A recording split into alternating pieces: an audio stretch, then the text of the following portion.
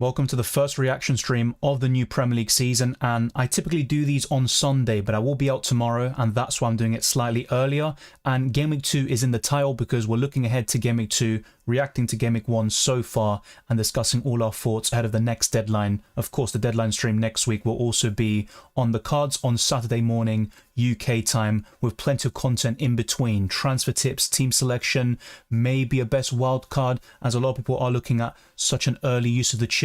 But let's get straight into your questions and comments. As always, drop a like if you enjoy the content or find it useful. I currently have 57 points when the bonus points are added on. A decent start, but there were a few nitpicks I have with my team. Mikalenko was a disastrous pick for Game Week 1. I still like him in the long term, but I have to say, Lisandro Martinez did cross my mind, and the same goes, of course, with Mohamed Salah. But as I said multiple times in the deadline stream yesterday, you can't cover everybody. At least Saka produced a nice return. I've got Erling Haaland tomorrow, and Chris Wood was the star of the game week so far. A differential pick who's going to get 9 points. Obviously the goal and maximum bonus. So I'm very happy with Chris Wood, and he's got great fixtures in game weeks 2 and 3. The captaincy was slightly disappointing, but at least Isak got something considering Newcastle went down to 10 men and Lewis Hall held on to a clean sheet despite being booked, and Saka also got a booking but still produced 12 points overall. But let's get straight into your questions as I just mentioned. And Gary kicked things off. I can't even speak English. Kicks things off saying plenty of bonus points incoming for my players. That's great to hear, Gary, and I think that's the case for several people watching, and the more the merrier. Where my fellow Salah captains at, fair play. I have to say, yesterday I was asked extensively about the best captain, and for me Salah was the best in Game Week 1, but I don't even have him in my team, and in those home games coming up like Brentford in Game Week 2, it's not looking good for non-Salah owners. Kevy says, hey buddy, rough game week for me so far, but could be worse. How's yours going?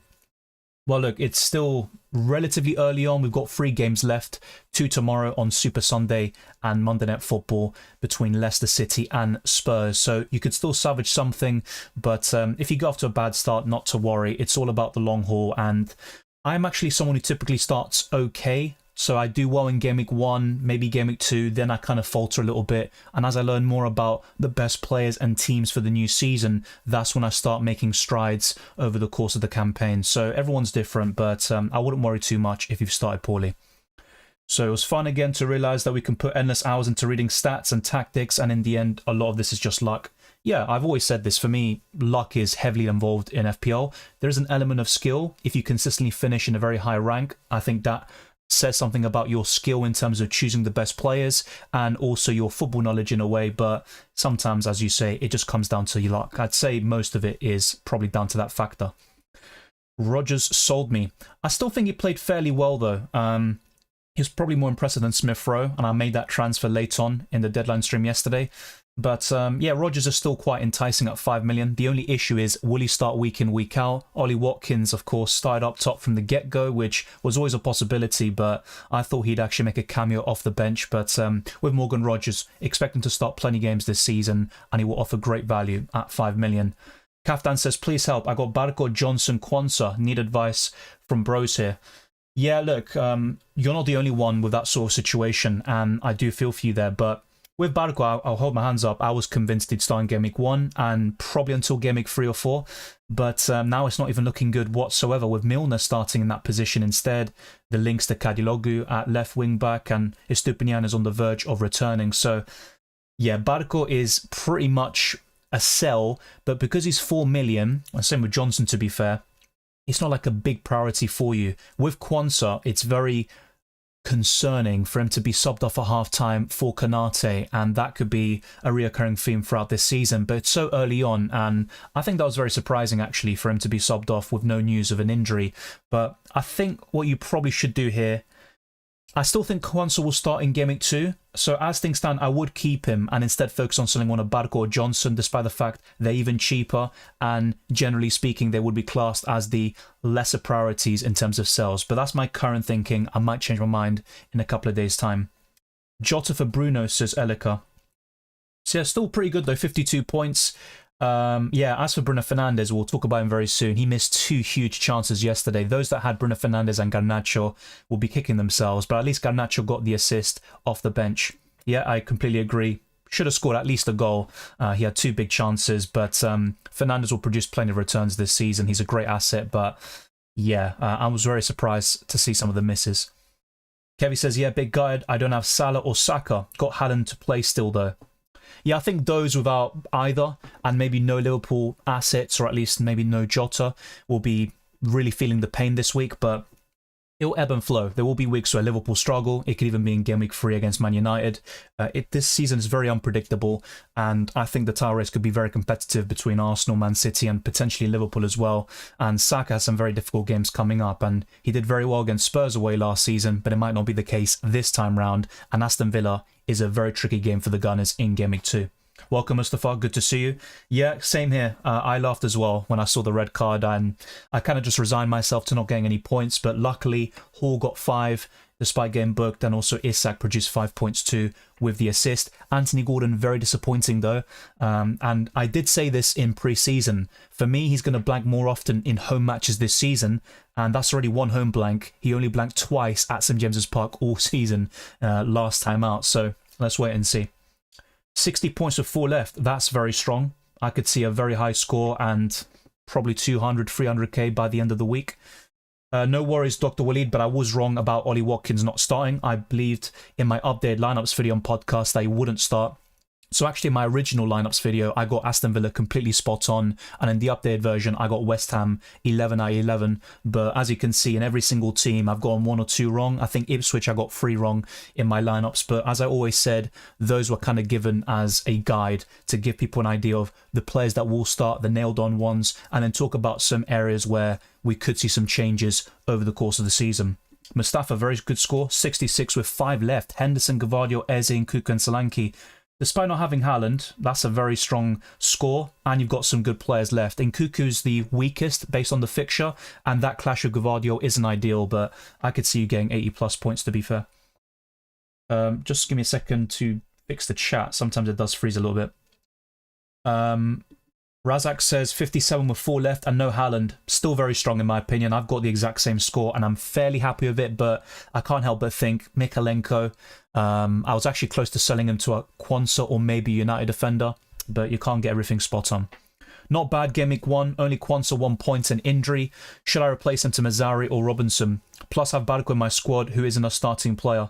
Yeah, the Barco one is very surprising to me. I thought he'd start in game week 1, I was very convinced. But you know, with Brighton it seems we're destined to see rotation when we least expect it. Let me actually just check on the Quansah thing because I actually didn't see anything myself, so I do apologise for that. Maybe there was comments about his injury. But yeah, as far as I'm aware, I don't think he had an injury. I'll double check that. Oh, here. So Slot said that Quansah was sub because he lost too many duels and couldn't control the game.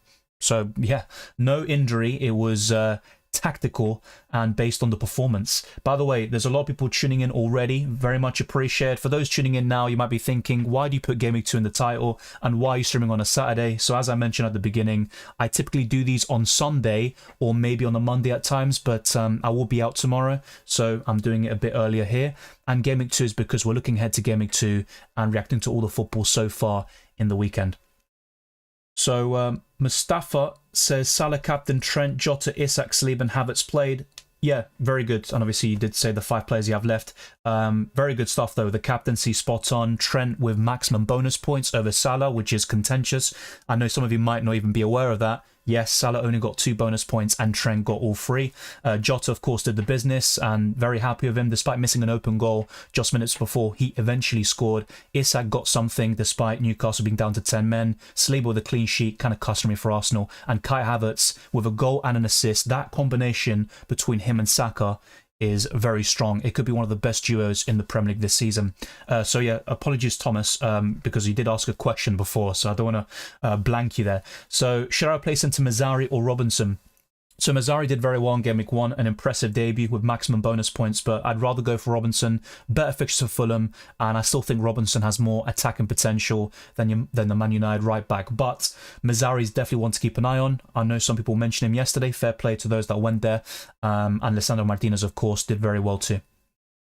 So yeah, with Barco, I'd probably suggest keeping him for now. There is a chance he'll go down in price over the next few days, which isn't ideal.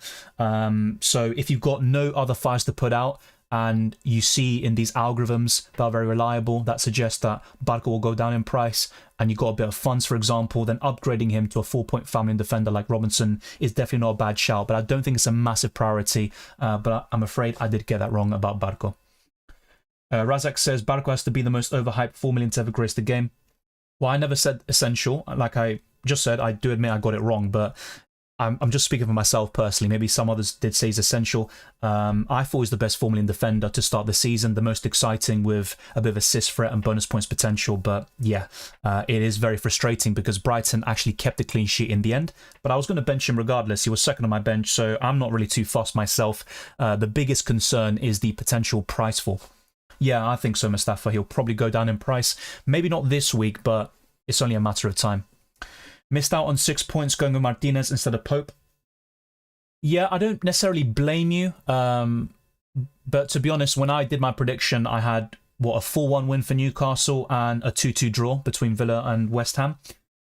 So I would have gone for Pope personally, but I don't really blame you because, yeah, I thought it would have been a higher scoring game between Newcastle and Southampton. I hope Foden plays so that I can move Jota to Foden in Game Week 2. I think he'll come off the bench and get some minutes. He might even start, to be honest. It wouldn't surprise me. A bit like Ollie Watkins, as we saw today. But I still think Foden will be on the bench, and we'll see Savio and Doku on the wings against Chelsea tomorrow. Hopefully Eze drops a stinker, would make my week. Yeah, I hope not, personally, but I can understand why. I'd feel the same way if I was in your shoes. Wow, 94 points with 1 player to go. Mate, it doesn't matter if you've only got 1 player to go. That is an incredible score. I'm not beating that. You might even get to 100, so fair play. My gut feeling was to get Mbuma for Fernandes, but I kept Bruno in there. Yeah, Mbuma could do very well tomorrow. It wouldn't surprise me to see a high-scoring game between Palace and Brentford. My prediction is 1-1 in that match. Bruno Fernandes was very unlucky, though. So those that went there, yeah, commiserations, but I think you'll get some good returns later. All the chat are lying. I'm not sure what you're on about. Oh, maybe about scores. I don't think there's any need for people to lie about their scores. I mean, yeah. There might be the odd person who's done it before, but I highly doubt people today are doing it. Salah 3 points instead of 2. I don't think so. The last time I checked, Salah has 13 points overall. So 11 baseline with the goals, the clean sheet point and stuff. Sorry, the goal and assist, should I say. So yeah, 2 bonus points it looks like, and 3 for Trent Alexander-Arnold. And as a Trent owner, I'm happy with it, but I think it's the wrong decision. I think Salah clearly deserves 3. You can give Trent 1 or 2, but that's how FPL is. Welcome, John Darren. Always good to see you. Larkin, yeah, 60 with Haaland, Gavardio, and Cuckoo and Henderson left. Great stuff. 80 is possible, in my opinion. Yeah, as I mentioned, Wei saying the reason why I'm doing the reaction stream now is because I'm going to be out tomorrow, so I probably wouldn't have had time to do it. It would have been very late on if I was even able to, do one. So it's best to get it done now. But yeah, typically I'll do them on Sunday. Sometimes, though, there's actually more people watching on Saturday, so I don't know. I'm open to doing it on Saturday. Let me know your thoughts in the live chat, but yeah, I have said that before. Yeah, Trent 2 bonus and Salah 3. I'll double check that. You might be right. Maybe they changed it. I think with the bonus points this season, I think it can actually change hours after the game is finished. I might be wrong about that, but I believe that's the case. Yeah, you're right. So Salah does have 3 bonus points, Trent 2, and Alisson 1. Let me just check livefpl.net, which is a very reliable site. Because, yeah, when I checked earlier, they had Trent at 3 and Salah at 2. So that's something that's changed, it seems. So it's the right decision. I'm not really going to complain there. But, of course, it would have been nice to see Trent get maximum bonus. Yeah, I believe it did change, actually, shortly after the game finished, if I'm not mistaken. So, yeah, for those that have Salah, no, it looks like you got 3 bonus points. Thanks for the correction there. What do I do with Quansah now? I mean, what Arne Slot said after the game was very concerning, but I still think he rates Quansah very highly. He's a young centre-back who's only going to get better. I think he's one of the best young defenders in the Premier League, but yeah, my personal opinion is that he starts in Game Week 2, but it's not a guarantee, and if this sort of thing happens more often, where Kanate comes on at half-time, or even before 60 minutes, it's just not worth going for Quansah in the end. A captain Isak and vice-captain Salah. Yeah, I've got a thing as well where I typically vice-captain a high-scoring player, like Saka this week, and it's a bit of a regret, but look, I said to people yesterday, Salah for me is the best captain in Game Week 1. I wish I had him, but I don't really have any regrets about not going for Salah. I made a conscious decision to go for Haaland and this sort of team structure. We'll see how the Norwegian gets on tomorrow.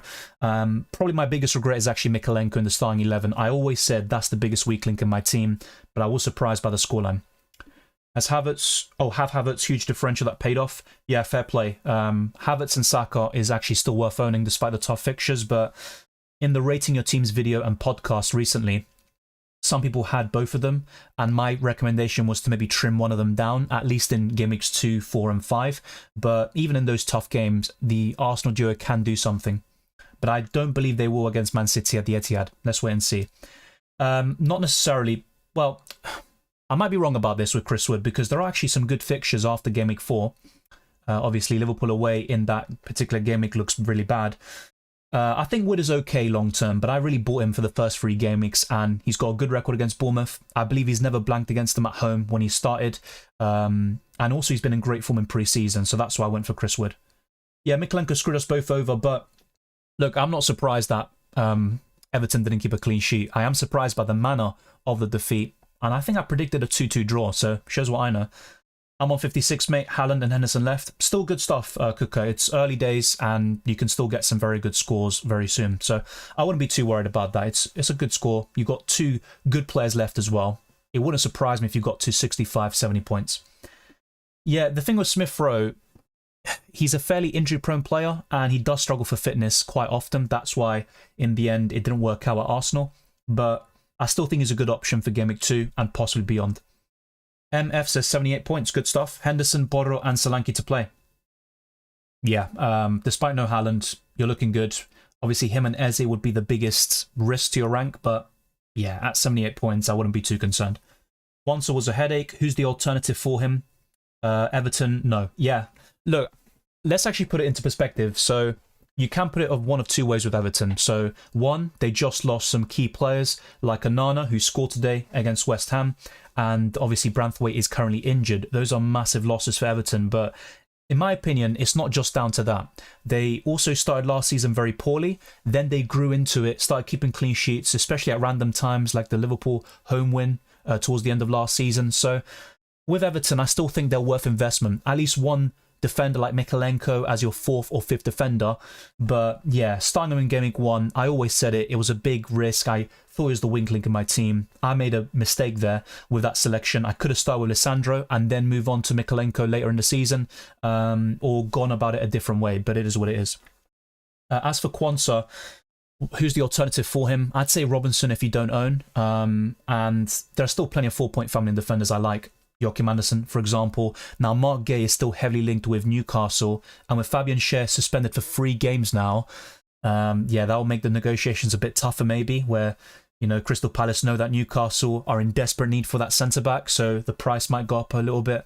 That is kind of the common consensus, but yeah, I think Joachim Andersen and Robinson would be right up there for me. Even Lissandro, longer term, but I don't like him in Game Weeks 2 or 3. I think United concede against Brighton and Liverpool. I'm almost at 6 million rank with that squad. Should I cry? I just said yesterday I'll play it serious and avoid mistakes. Yeah, look, it is a bit disheartening when you get off to a poor start, but it's only Game Week 1. It still hasn't finished yet. We've got 2 games tomorrow and also Monday night. If you've got 2 or 3 Spurs players, for example, Erling Haaland and Eze, you've got a lot of room for going up the ranks. So I wouldn't think too much about it just yet. You know, my rank isn't great right now. I'm just about in the top 1 million. After subs, I'm probably out of it. But it's no biggie, you know, it's just the beginning, and we'll definitely learn a lot over the next few weeks, and that's always the case where you're kind of learning the best teams and best players. You know, every season is different, for example, and new players rise to the surface. Is Quansah a risk now after being replaced at half-time, says Saka? Yes, he is. Now, I still think he will start most games. I'd say 25 plus in the league if he stays fit. But I always said Konate is a risk because he's a quality defender who can take minutes and starts off Quansah, sorry. So that's why I never really considered Quansah myself, and I'd rather go for Trent despite costing 2.5 million more. So yeah, is he a risk? Yeah, I'd say so. Is he a must sell? Not necessarily for me. Overall 63k with 77 points. Son and Borro to go. Good stuff. I think both of them could go off, especially Heung-min Son. And you might go down in rank a little bit by the end, but it doesn't matter. You'll be in a very strong position. New season, still no luck. Well, luck ebbs and flows, right? You'll have certain game weeks where luck is on your side. Of course, you'd rather have it in most game weeks, and the person who will win FPL will have a lot of luck this season. They'll make some great calls, of course, and there's a lot of skill involved, but you also need a lot of luck to be in the top 100, top 1k, let alone win the whole thing. Well, I didn't realize I got a membership gift. Yeah, towards the end of the last stream, yeah, you were gifted it at the end. Basically, I waited until the deadline, gifted 10 memberships. So yeah, enjoy it. The main perk is early access to my videos, but there's also other perks. So be sure to check out all the perks there in the description. Kip says, sells Gabriel, Trent, Borro, Salah, Jota, Gordon, Isak, Havertz and Wood. Salah captain, 94 points with bonus kicked in. Great stuff. With sells, you're probably a bit, you know, frustrated because the clean sheet was wiped out quite late by Semenyo, but you made some great picks there. The defense looks really strong. The midfield, despite Gordon obviously disappointing, you know, I think it's made up for it by your front three, which is very strong. All of them producing, well, Isak produced something, and then Havertz and Wood with some very nice returns for you. Thoughts on Rodgers and Johnson Ipswich long term? I still like Rodgers. My concern with him is that he won't start week in, week out, especially when the Champions League kicks in. As for Johnson, he did come on quite briefly and played very high up. But I'd still expect him to start a lot of games at right back. We did say Quansah start there. He scored a goal in pre-season recently, but that won't always be the case. Yeah, Kip says, and Saka. I mean, yeah, you got a lot of returns from these players. Rodgers is good. Maniz is worrying to my team. Tete is much better than Robinson and Barco. The thing with Tete, I'm not sure if he'll start every single game. There's competition with Castagna still. And last season, I know Tete had some injury problems, but he only started 14 Premier League games. And Castagna started almost, well, I think he started 25 games actually. I have Quansah, Johnson and Aina. Yeah, it's not ideal, is it? But Aina still has good fixtures in game weeks 2 and 3. Obviously, with Quansah and Johnson, they're the biggest concerns for you right now. I removed Barco the moment I heard Estupinian back in training. That's fair enough, you know.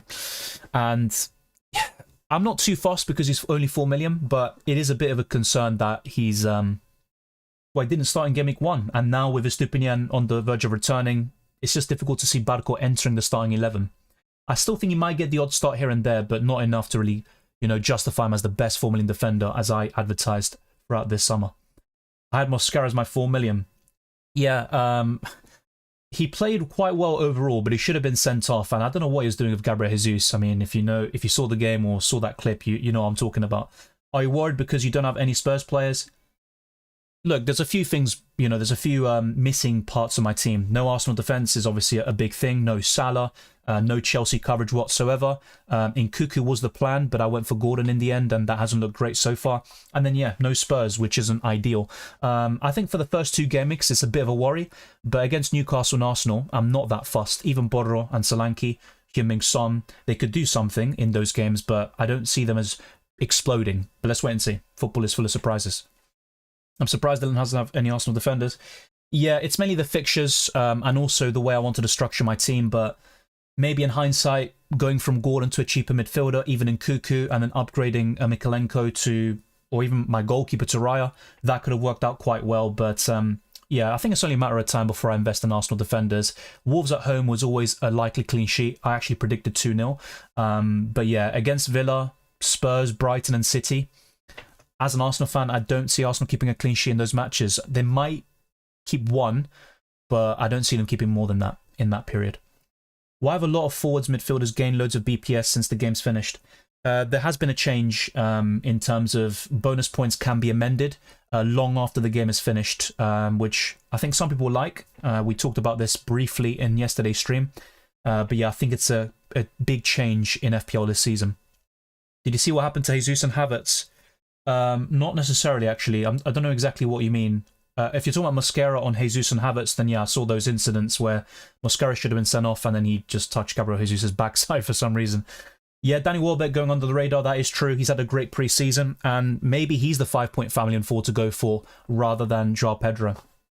You think it's a terrible idea to wildcard in Game Week 2? I don't have Haaland at the moment and would need to wildcard to make the move for strong fixtures in Game Week 2.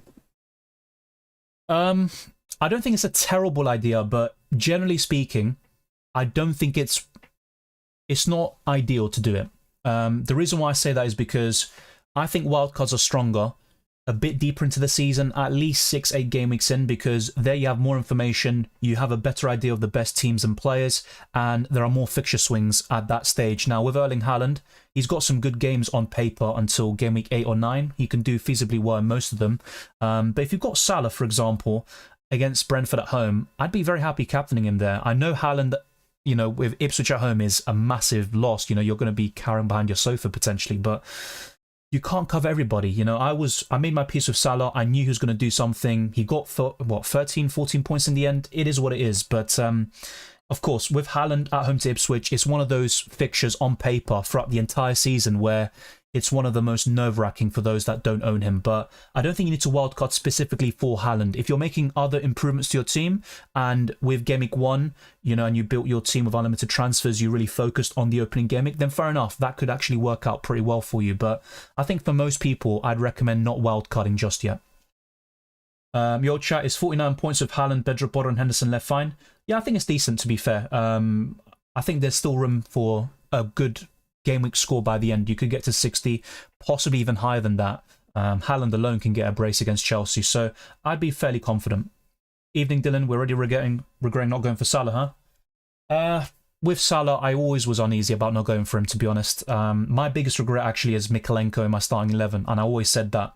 Even after the deadline passed, I pointed it out as my weak link in my team. I covered Salah with Jota and Trent in a sort of way, and I had Saka, so I'm actually not too fussed. And fair play to those that went for Salah. I said he was the best captain in Game Week 1. He's probably top 2 or 3 on paper in Game Week 2 as well. So yeah, it's never easy going without Salah, but the same goes for those without Haaland, especially in Game Week 2. Kindly analyse Rice, Adingra, Garnacho, and Bernardo. My favourite for this season would be Garnacho. Now, he didn't start in Game Week 1, which was always a possibility, but I believe he'll start in Game Week 2, and if not, definitely against Liverpool in Game Week 3.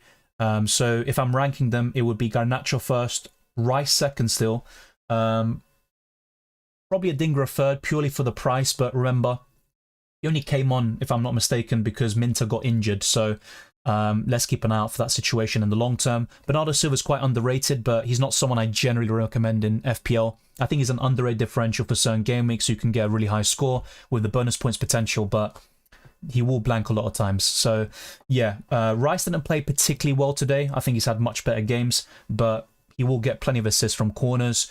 Even from open play, he can get a few attacking returns and bonus points. Gordon is reliant on service. If the team plays well, he delivers. Yeah, but look, Gordon for me was a hero last season, probably my favourite FPL asset from the last campaign. But I always looked at my team and thought triple Newcastle's probably a bit too much despite the opening fixtures. But I thought Game Week 1 alone would justify that decision. And unfortunately, it didn't really happen there with Anthony Gordon. Your Haaland versus my Solanke in Cuckoo Borro. Let's see what happens. Hashtag no Haaland FC.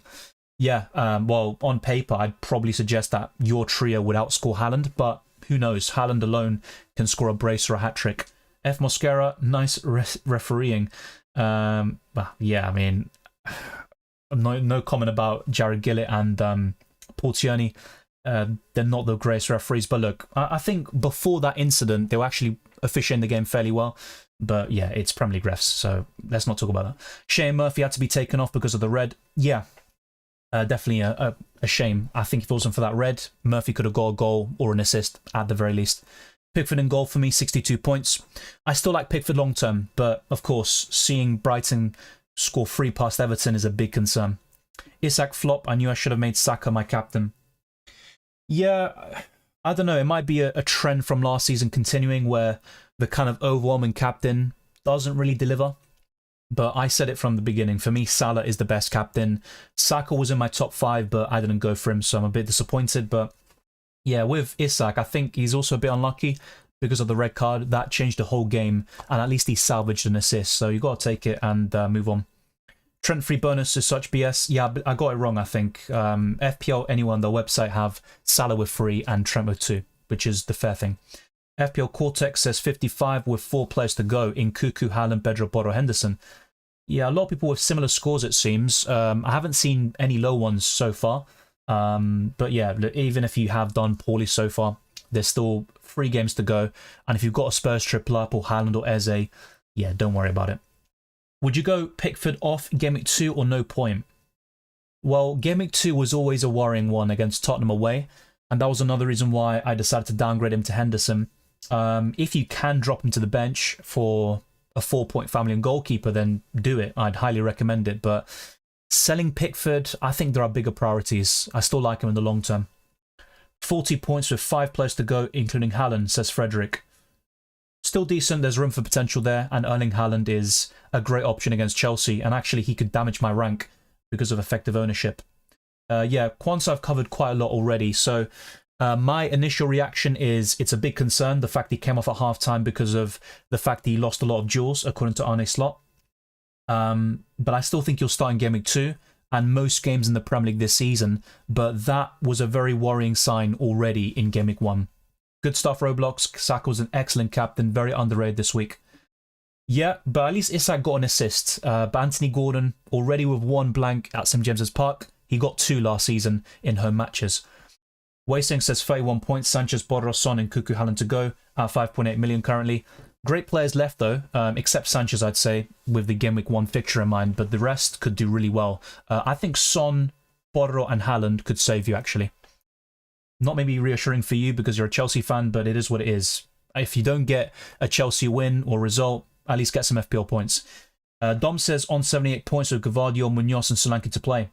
Well, it's good to see a lot of you doing really well. 78 is very good, and anything above that is excellent. 48 with 5 remaining, still good for me. Decent score.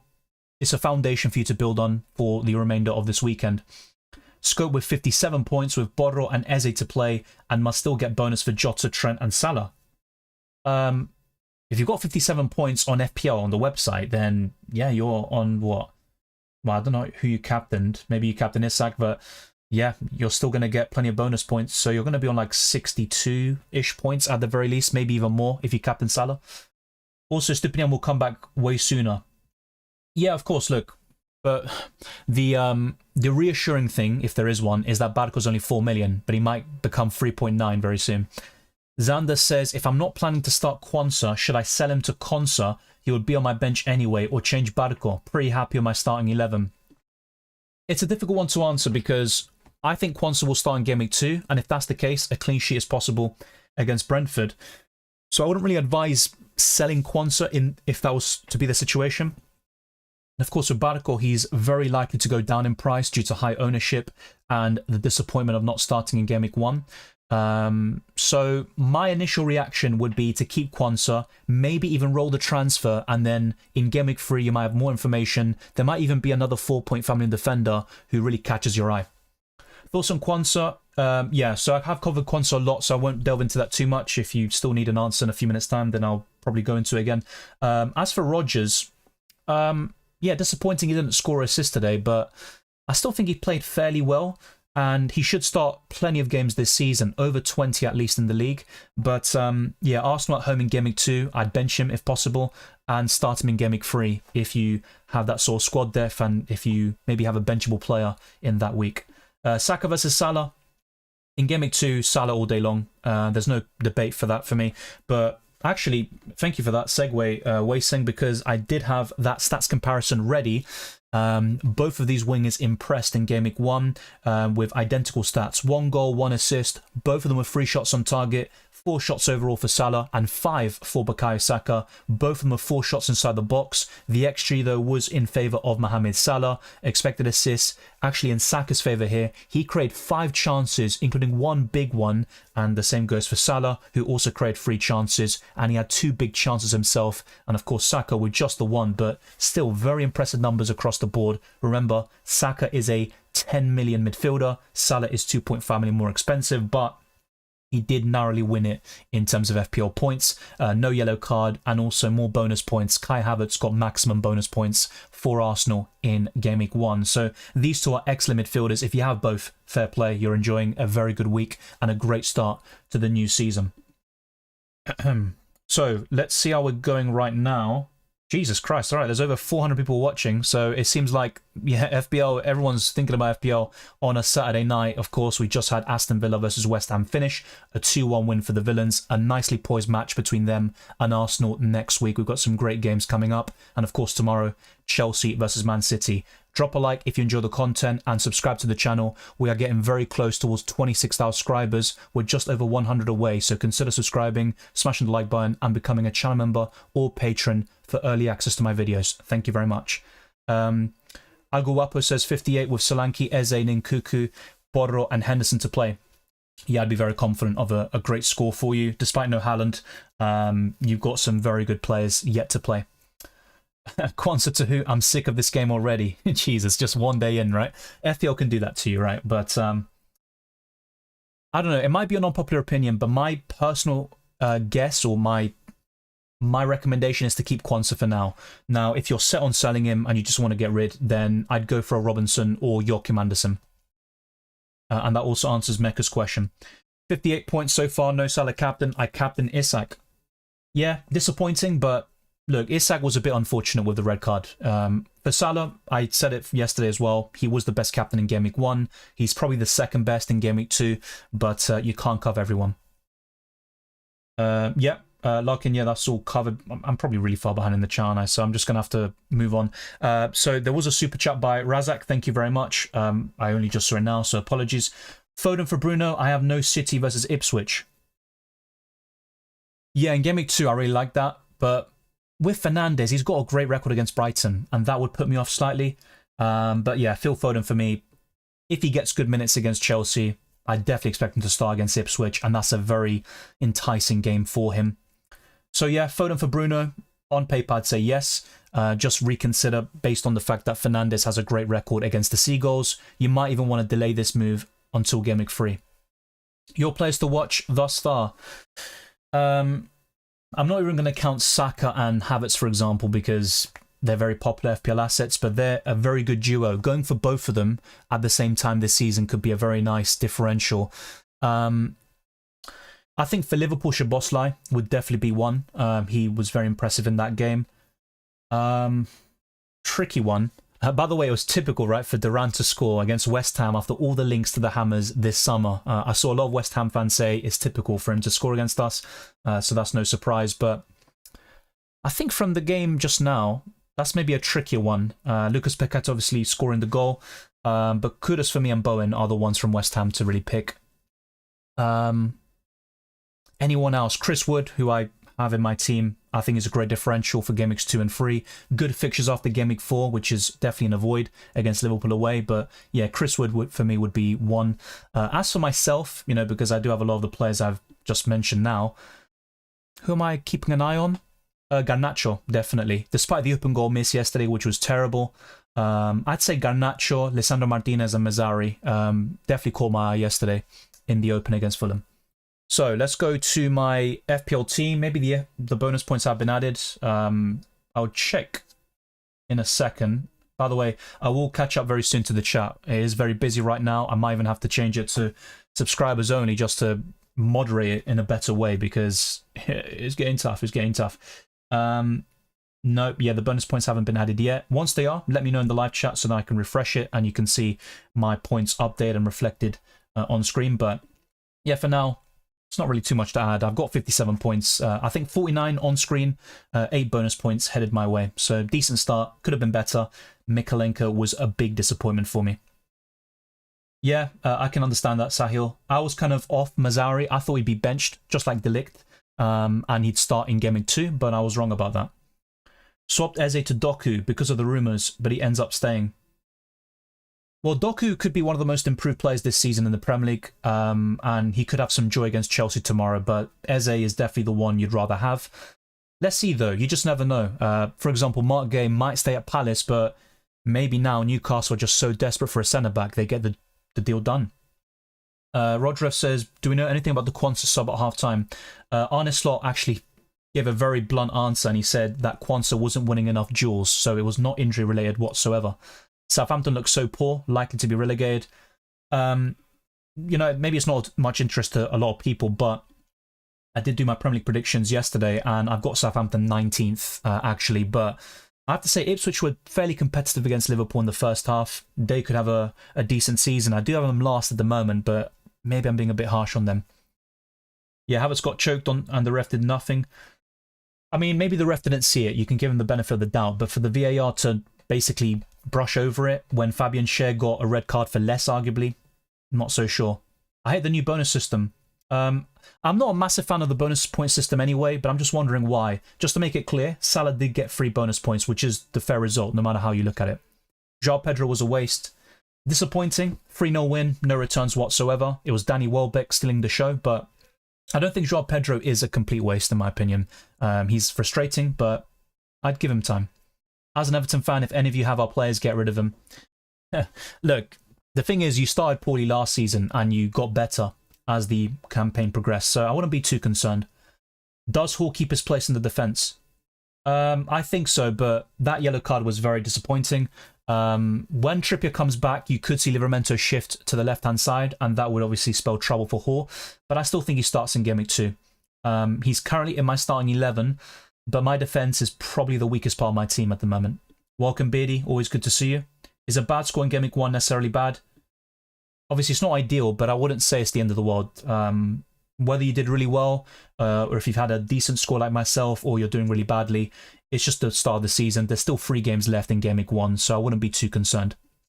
I think McKenna's tactics look not bad today. It's like Company's Burnley. Lack of player quality. That's a good point. Yeah, I think McKenna's tactic is interesting to watch for a neutral. They're very bold, and I think they could be some people's second or third team in the Premier League. As, you know, a neutral, you want them to do well based on, you know, their stature and also how they're competing against the best teams. Maybe like Luton last season, for example.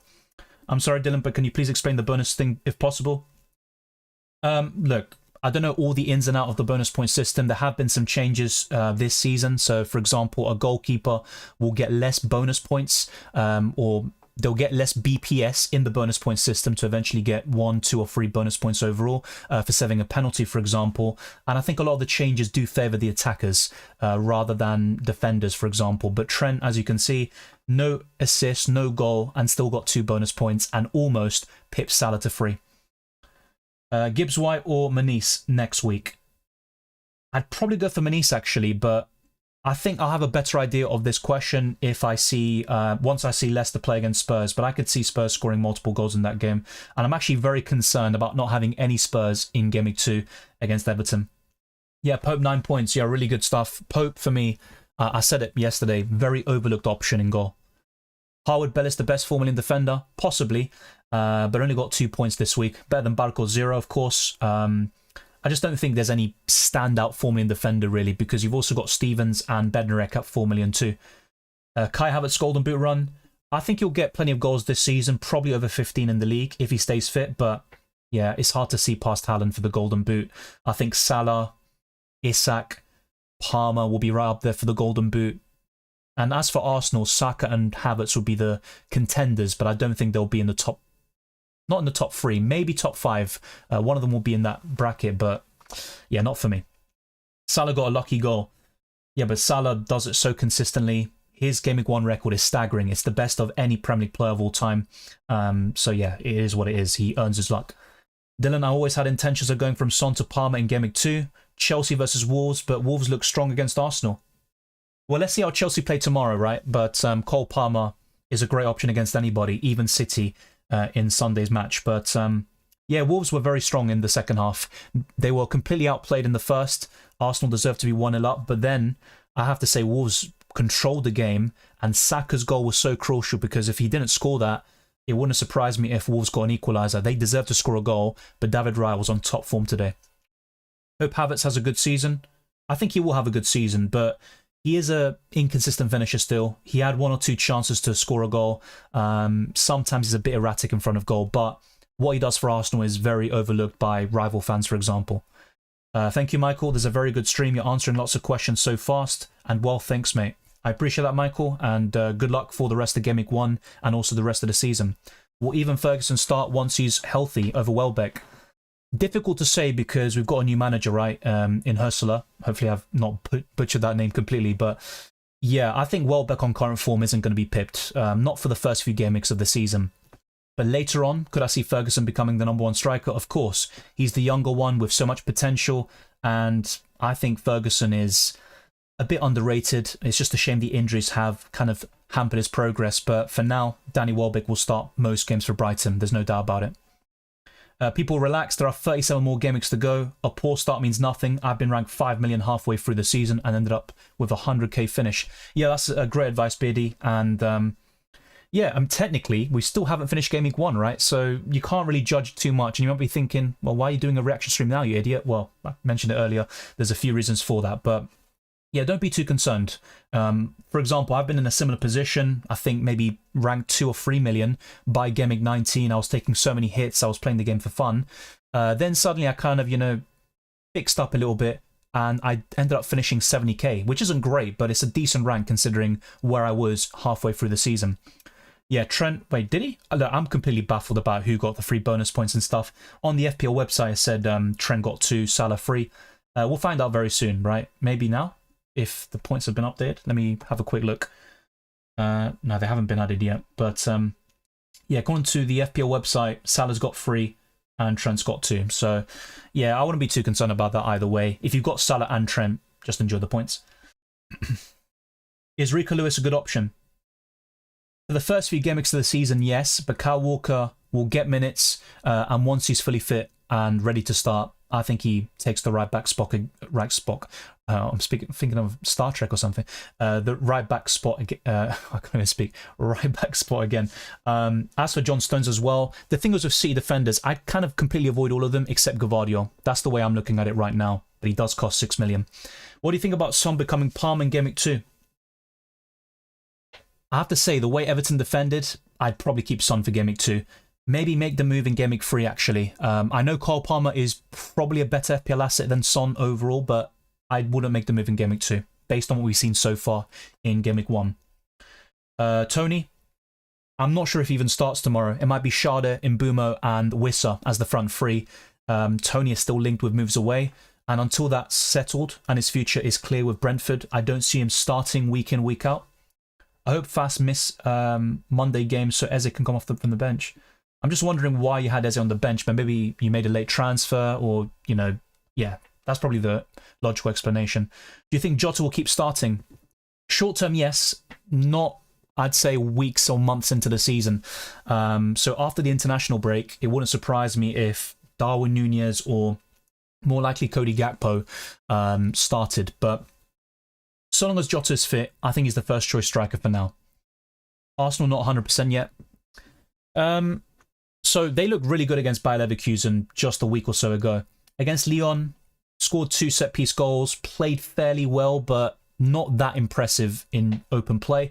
And it was kind of similar today. Yeah, I agree. I don't think Arsenal were that impressive, but they got the job done. I think a fair scoreline would have been 2-1. Will Ipswich high press Man City? Erling from Norway asking. It's a great question. I don't think that's logical. You saw Ipswich kind of press high today because they were at home. First game back in the Premier League 2. Away at the Etihad. I know Liverpool are top team, by the way. No disrespect to them, but City away, I just don't see them high pressing constantly. That would be almost football suicide. So no, I don't think they will. Now, I might be wrong about that. They could do a Luton where they just attack, they score a goal but lose 4 or 5-1, but I don't think that's logical. Dylan Donk subbed off at 75. Was he hurt?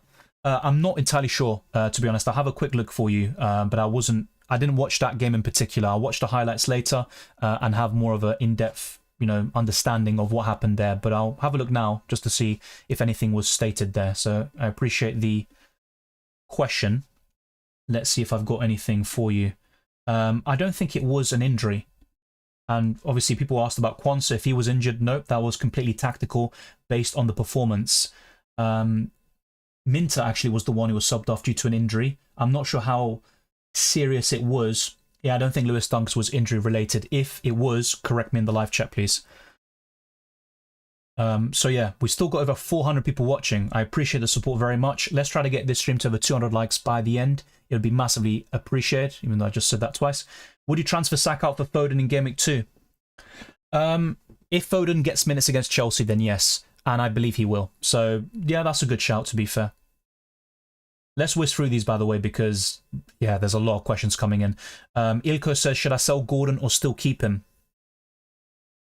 I'm actually considering a move myself to an Nkuku if he impresses tomorrow, and even a few other midfielders, but I'd probably keep Gordon for now. It's a bit concerning that his next game is away from home, but it is against Bournemouth, and according to Drafthound, for example, he's very highly rated. Sell Quansah or Hall? I'd rather sell Quansah. Maelstrom says, hey Dylan, good luck this year. Do you think that Wolves Formula defender will be better pick than Barco and Johnson are? Probably. Mosquera should have been sent off, though, against Arsenal. No bias there, trust me. You can see the clip yourself. I don't know what he was on today. He was doing some very weird things, let's put it that way. But yeah, with Barco, it's very unlikely he starts in Game Week 2 or 3. With Ben Johnson, he could still get plenty of starts at right back, but Tuanzebe got the nod today, and Johnson played more of an offensive role against Liverpool. The bonus points should be added fairly soon, probably within the next half an hour, I'd say. But FPL have been quite quick in terms of updates so far, but with the bonus points a bit slow today. I got 65 points with Eze, Gvardio and Palmer, says Omega. Good stuff. Very strong score. No Haaland, but no problem, I think, with your remaining players. Yeah, Minter was looking good, but unfortunately he picked up an injury. I don't know how serious it is.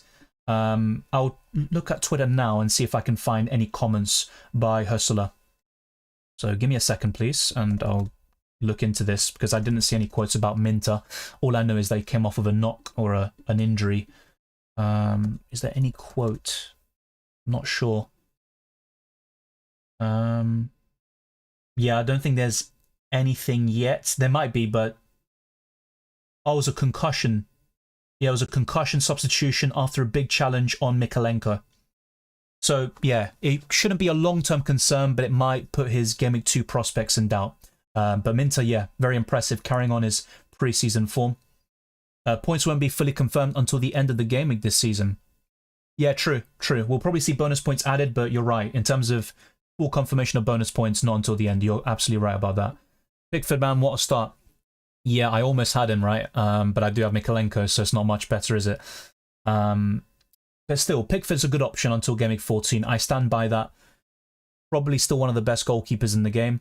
I think Everton will probably do what they did last season, where they start slowly, probably get battered a few times. I think they'll probably lose by 3 or 4 against Tottenham, but they'll start getting their act together. Maybe in Game Week 3, but possibly later in the season, they'll build a bit of consistency. Yeah, as I just mentioned, probably in the next half an hour, I think bonus points will be added, but they won't be fully confirmed, as rightly pointed out by Maelstrom. No, not Maelstrom. I think it was... let me get the name. I just got the name wrong. I apologize for that. Yeah, there's a few people who mention it, but yeah, it will be until the end of the... by the end of the weekend and all the games are done, that's when the bonus points are fully locked in. Share made me so mad today, so stupid. Yeah, but Brereton Diaz was a cheeky bugger, wasn't he? I agree with you, but I do think it was a bit of malintent by the Chilean.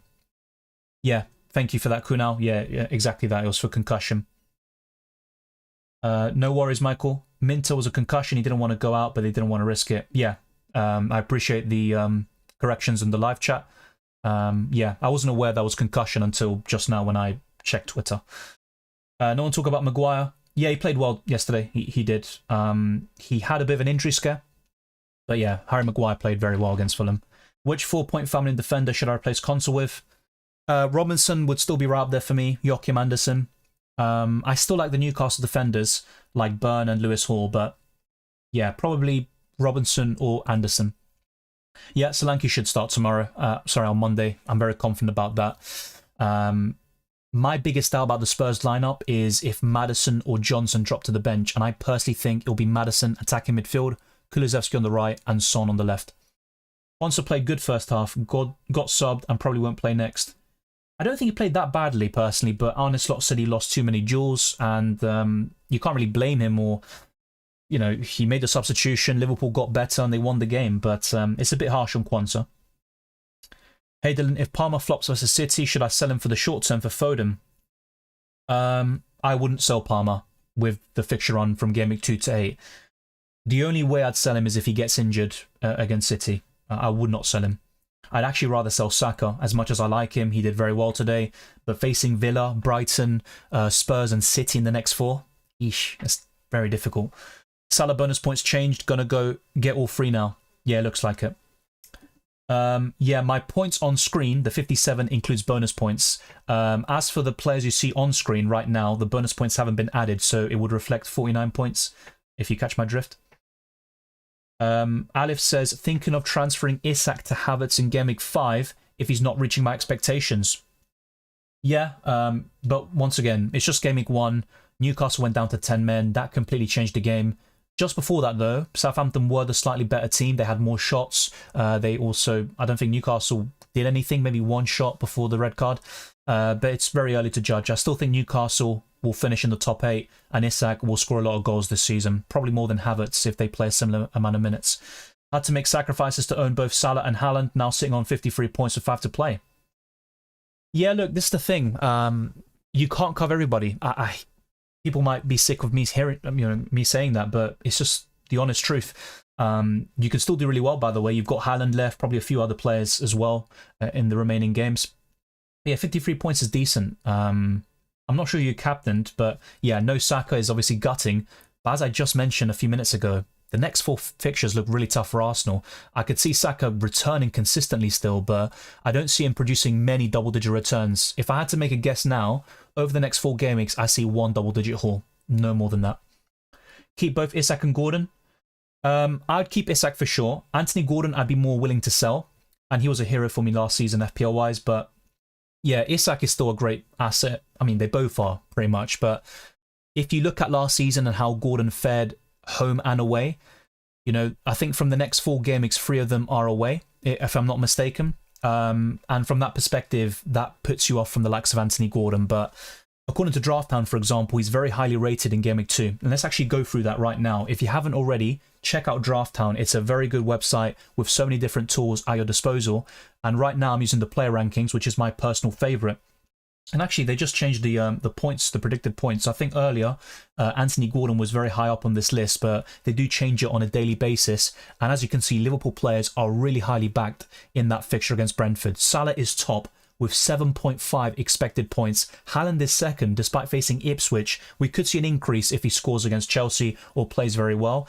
Saka, Jota, Trent, Diaz, Havertz, Robertson and Odegaard completing the top 10 alongside Gordon. Isak as well with the same number as his fellow Newcastle attacker. Mazzari also very highly rated, and Szoboszlai. So check Drafthound. It's a very good tool. You can also toggle it to expected points over the next 3 game weeks. And then you've got Salah, Saka, Haaland, Jota and Havertz in the top 5. So we've got a different sort of ranking there. You can rate it by chance of scoring. Haaland will be top with 67% and Salah is second there.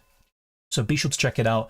By the way, chance of scoring is for 1 game week only, but it gives you the full in-depth analysis of everything you need to know. As for my own team, they give a lot of suggestions. As for transfers, if you ask for it, you can just highlight any player to remove, and they recommend players to replace him. And then, yeah, as for, I can link my team. I'll do that very soon. But optimized team, they suggest Robinson in for Mikalenko, which is a no-brainer in my opinion, Haaland captain, and Saka as the vice. So they are in agreement with my current captaincy plans, although I think Saka wouldn't get the vice captaincy for me. I'd be more interested in Jota or Isak in that regard, but it means nothing. Haaland will start in Game Week 2 unless he gets injured tomorrow, and he's going to be the best captain on paper against Ipswich Town. But that's not all. There's predicted lineups, and as you can see, they update this regularly as well. And they did have Zinchenko in the starting lineup for Game Week 1. Actually, Drafthound got it spot on for Arsenal. They got 11 out of 11. They had Martinelli to start today. I said Trossard, so I got that one wrong in my predicted lineups videos and podcasts. But yeah, as you can see, Drafthound do have a lot of different resources. Fixture analysis, City, Liverpool, Tottenham and Arsenal are in the top 4 for the next 5 game weeks of the season in terms of clean sheet chances. As for chance of 2+ goals, same thing, same order as well, but there are some changes lower down the rankings there as well. So be sure to check out Drafthound. Player scouting is also a fairly new tool that was released several months ago. You click on any player, for example Erling Haaland, and you've got the full breakdown in terms of chances of starting, performance, predicted points. I mean, all of this is in depth and it's fun. even if you're not, let's say, an engaged manager, or you're not, you know, that serious about FPL, it's a fun resource to use, and it gives you a lot of in-depth football information. So check it out. I'll also show you right now the fixture difficulty rating according to Fantasy Football Hub, and Aston Villa are top from game weeks 2 to 7. Palace, Chelsea, Brighton and City in the top 5. Even Arsenal and Liverpool are right up there, despite some tough fixtures, especially for Arsenal, by the way. As for the bottom 5, we've got Newcastle, Wolves, United, Leicester and Spurs. So not looking good for me with triple Newcastle, but that'll probably be amended very soon. Anthony Gordon will be on the chopping block in a couple of weeks' time, maybe even in Game Week 2. Check out my team selection in a few days' time for that. And their predicted points is a bit different. They've got Haaland top with 8.5 predicted points. Salah is second with 8. Eze third. And you've got Eze and Palmer and Saka in the top 5. Son, Isak, Gvardiol, Diogo Jota and Trent all in the top 10. So as you can see, Liverpool favoured heavily again, but a different ranking to Drafthound.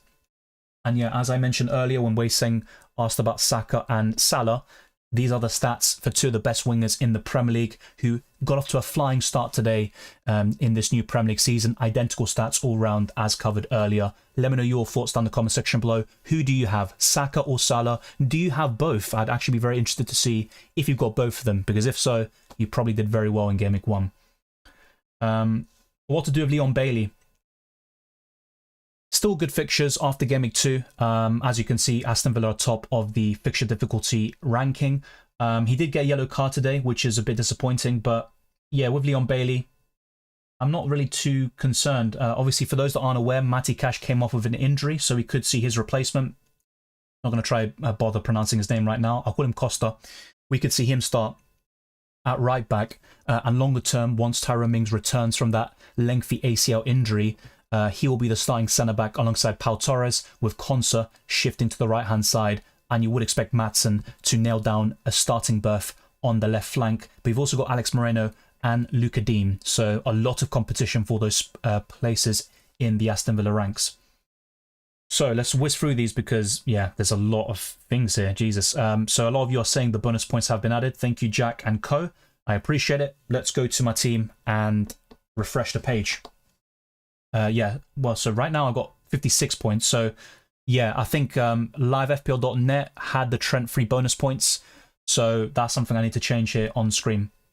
So let's do this right now quickly. I'll do a quick change here. Hopefully it lets me. So just give me a second. So I got 56 points. That means I'm probably outside the top million now. Not ideal, but it is what it is. It's just Game Week 1. It hasn't even finished yet. I've got a few players left. See if I can. Jesus, this is proving difficult. Okay. Not letting me change this, but I think I found a way here. This is probably the easier way to do it. Nope, that's not actually going to work. So apologies for this. I'm trying to change the graphics on screen to represent my actual points. But yeah, I got 56, not 57. Just not let me change it on my photo editing software. And kind of awkward. It's not really happened before, so I do apologize. Maybe I'll just leave it and then update it for tomorrow or the next video that I do. So yeah, it's just not letting me change it, so I'm just leaving it. Can't be asked for that. Let's go back to your questions. So just to make it clear, I got 56 points, not 57. Hopefully that doesn't cause any problems. Oh Jesus! Yeah, now my laptop is freezing. Let me know if there's any problems with the live stream. I hope that's not the case. Yeah. What will the average points for this game be in your opinion? That's a great question. I think it will be 60 plus. 55 to 60 would be my prediction. The current... Actually, what is the current one? Because my safety score, for example, was like 40 something.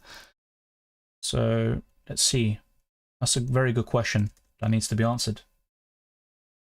All right, just going to use livefpl.net as a reference. Let's see if I can get this answer.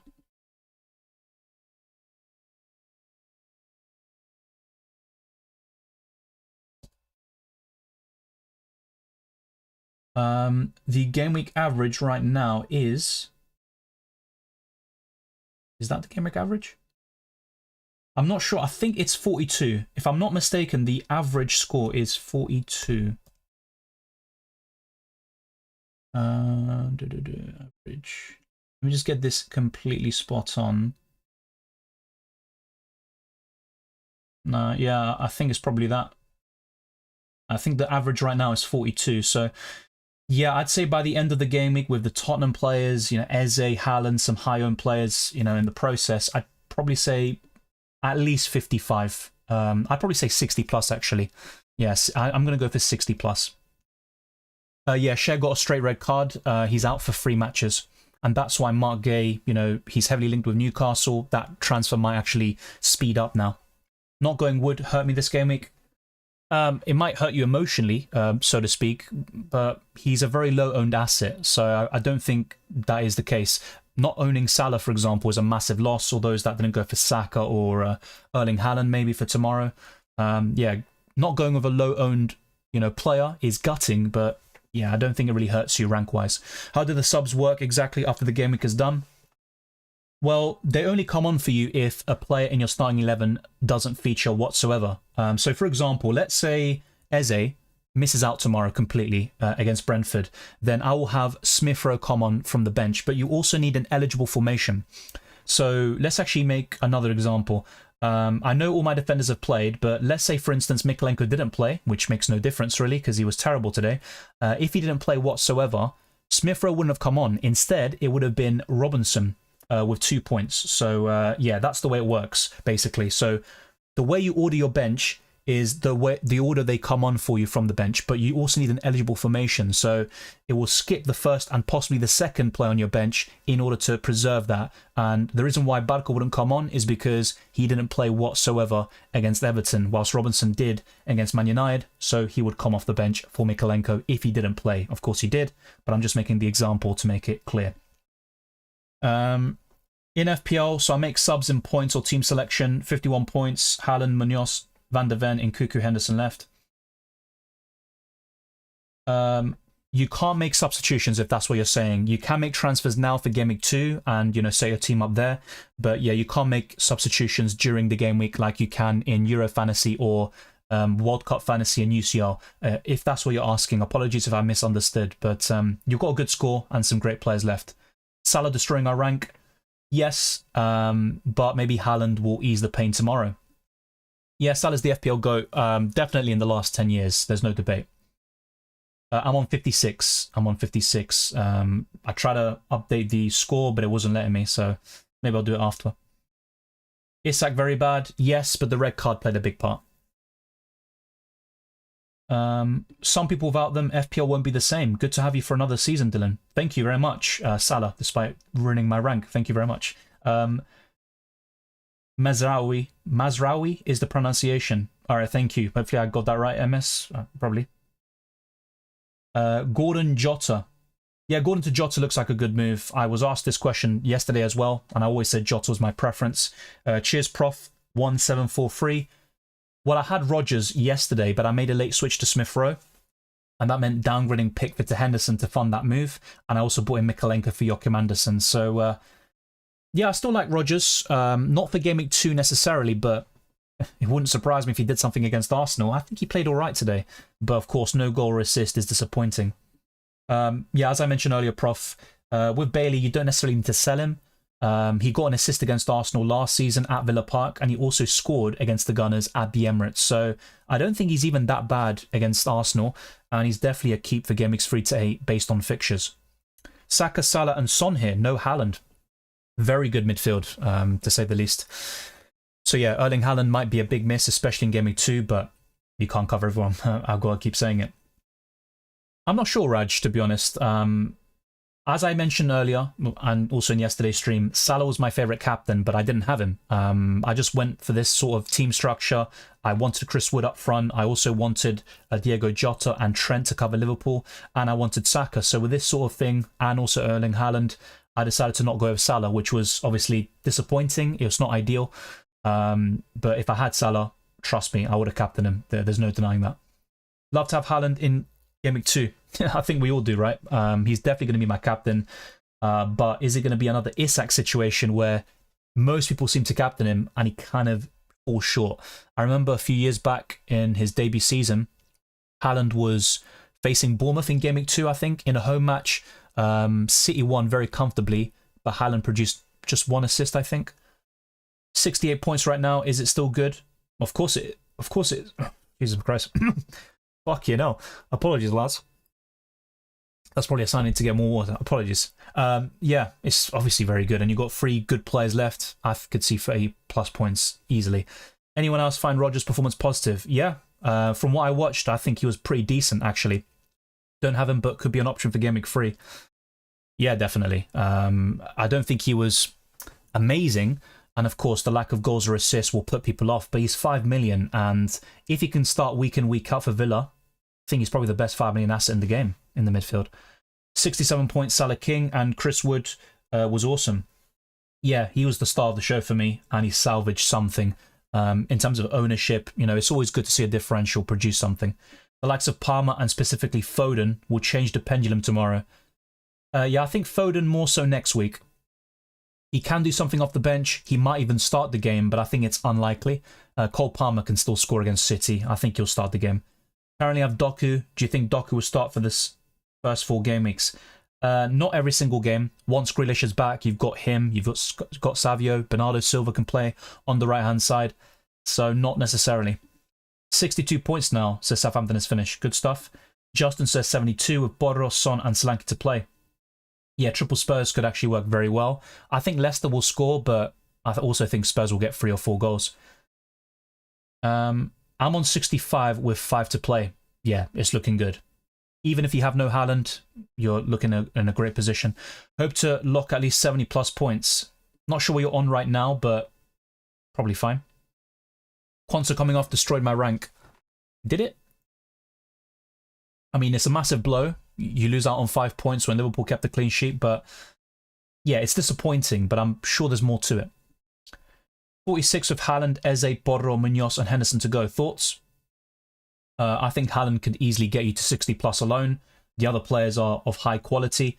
I'm not that convinced about a Brentford or Palace clean sheet. In fact, I think both teams will score. And I also think Leicester could get a goal against Spurs, but my prediction for you would definitely be 65+. Would you consider transferring out Watkins for Havertz or Solanke? For Game Week 2, Solanke's the best of the 3.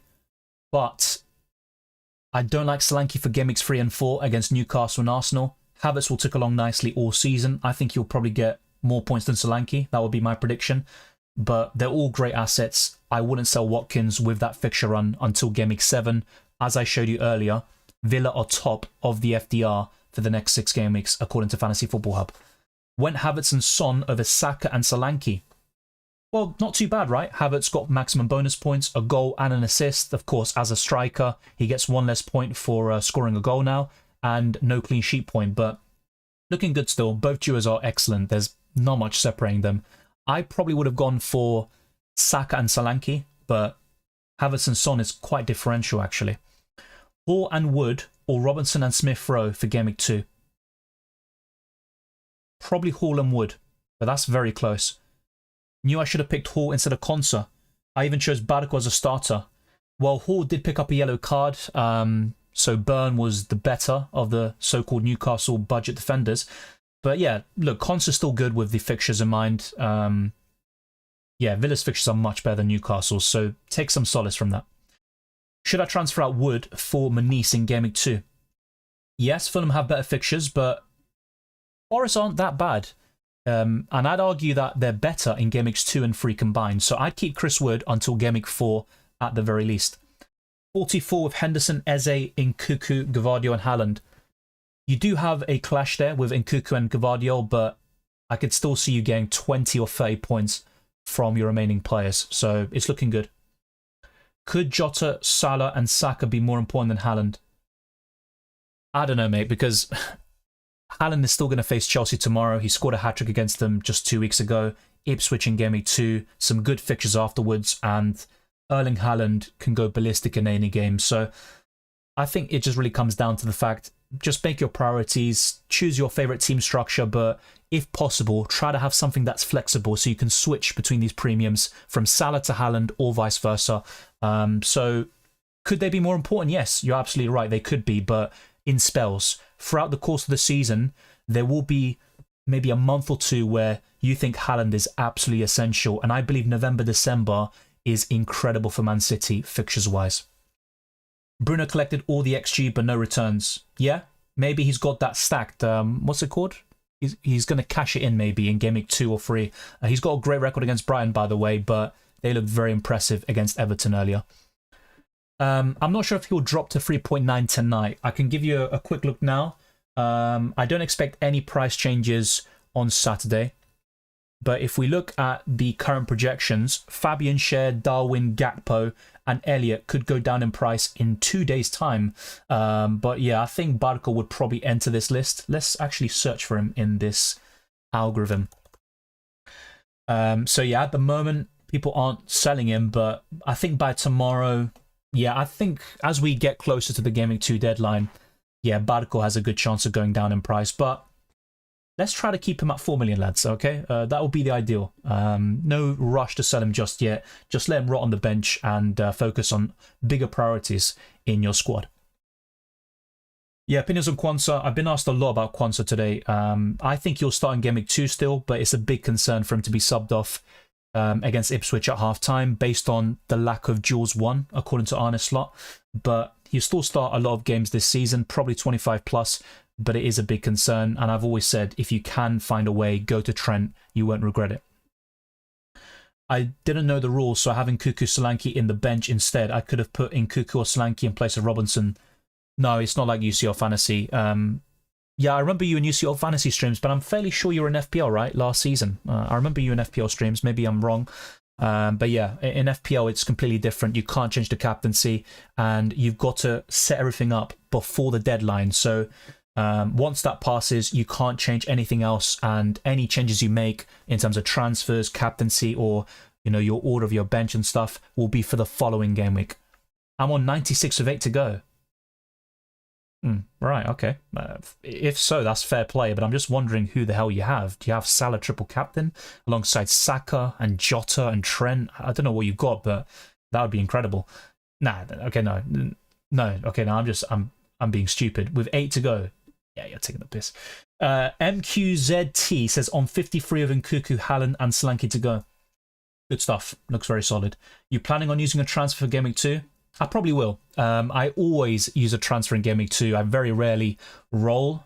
I'm trying to think over the years. Have I ever rolled in Game Week 2? Maybe once, but I can't remember it. I think it's probably... I'm very likely I'm going to make a transfer. If it's Barco or Gordon or something along those lines. My unpopular opinion is to keep Quansah for now. We might get some more quotes about this in the next press conference by Arne Slot about Quansah, but I personally believe he'll start in Game Week 2. There is a chance he doesn't though, and that's the biggest concern. Yeah, I think swapping Quansah for Robinson is fair. I've been asked a lot about Quansah replacements, and Robinson and Anderson were my top 2 picks there. 49, Haaland, Eze and Solanke to go. Good stuff. How many Eze and Gvardiol? How many points will they get? I don't know. I think Gvardiol will blank. That's my prediction. And I think Eze will get something. Watch Salah score a hat-trick against Brentford. I believe he got a massive return against them last season. He definitely scored. Yeah, I'm kind of resigned to it by now with Salah, but I'm just hoping Jota and Trent cover him pretty well.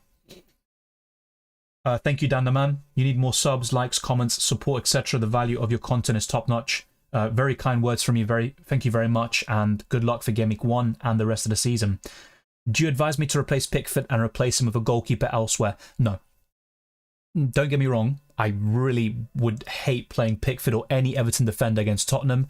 If I'm making an early prediction now, I'd probably say 3 or 4-0 Spurs, or 3 or 4-1. But I think long-term Pickford will get some good returns, get the odd clean sheet when you least expect it. I wouldn't sell Pickford. At least give him a bit of time. If Everton still look poor after 4 or 5 game weeks, then you could start to reconsider. But remember, last year, they started very poorly, and they ended up having the 2nd most clean sheets, only behind Arsenal. Who should I captain, Salah or Haaland? I'd still captain Haaland personally, but don't get me wrong, Salah is a great alternative.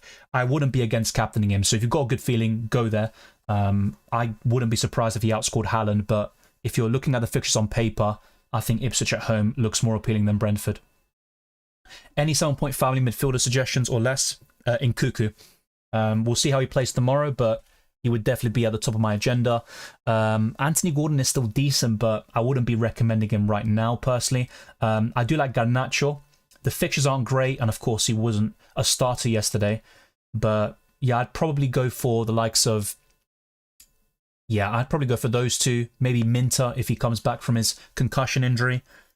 Anybody else? Yeah, Kudus is another one, and Jared Bowen, but the fixtures aren't good enough right now. So, yeah, I'd probably just stick with Nkuku. Why are few people considering Mateta? Because he returned late from the Olympics. He could still start, by the way, tomorrow. It wouldn't surprise me if he did, but I personally think Edouard will be in the starting lineup tomorrow, and then in Game Week 2, we'll see Mateta back. But yeah, he's fine. It's just you've got Eze at 0-point family and cheaper, who is also nailed on to start if he stays at Palace.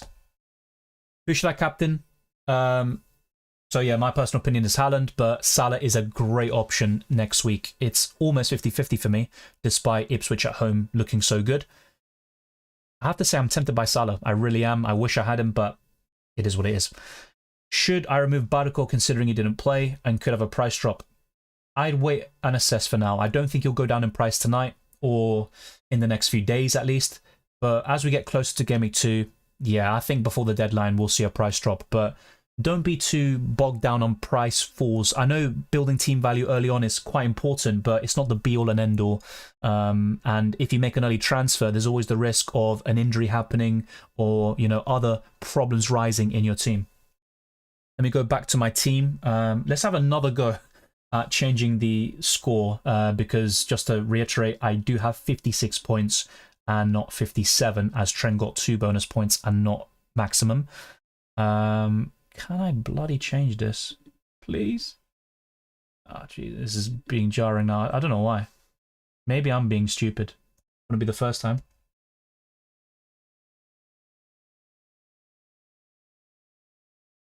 I don't know if it's because I'm streaming at the same time, but it's literally not letting me change the... It's literally something very simple as well.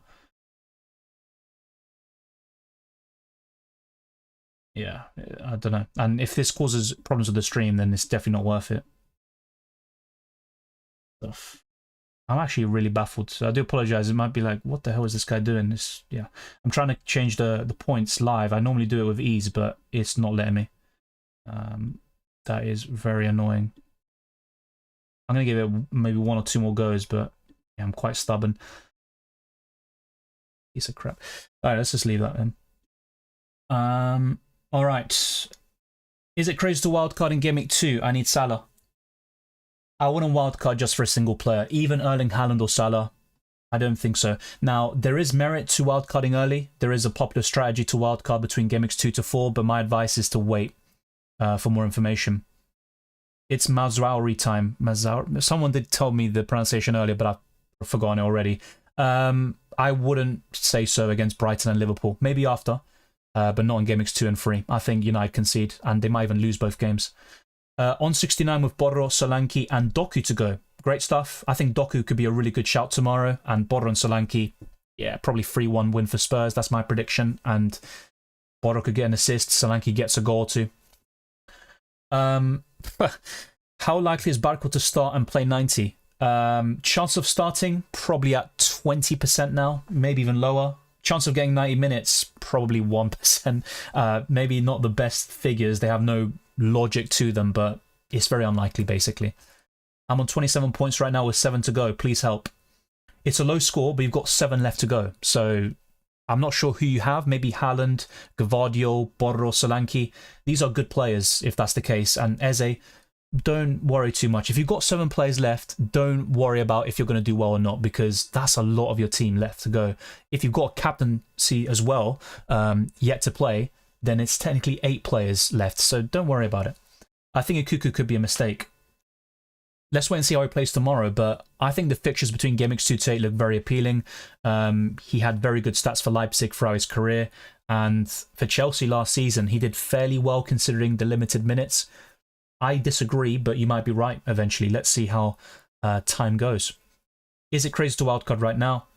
Like I said, there are some people with strategies to wildcard in Game Week 2 or 4, and it can work, but I think it's a very big risk. I'd rather wildcard later in the season with more information.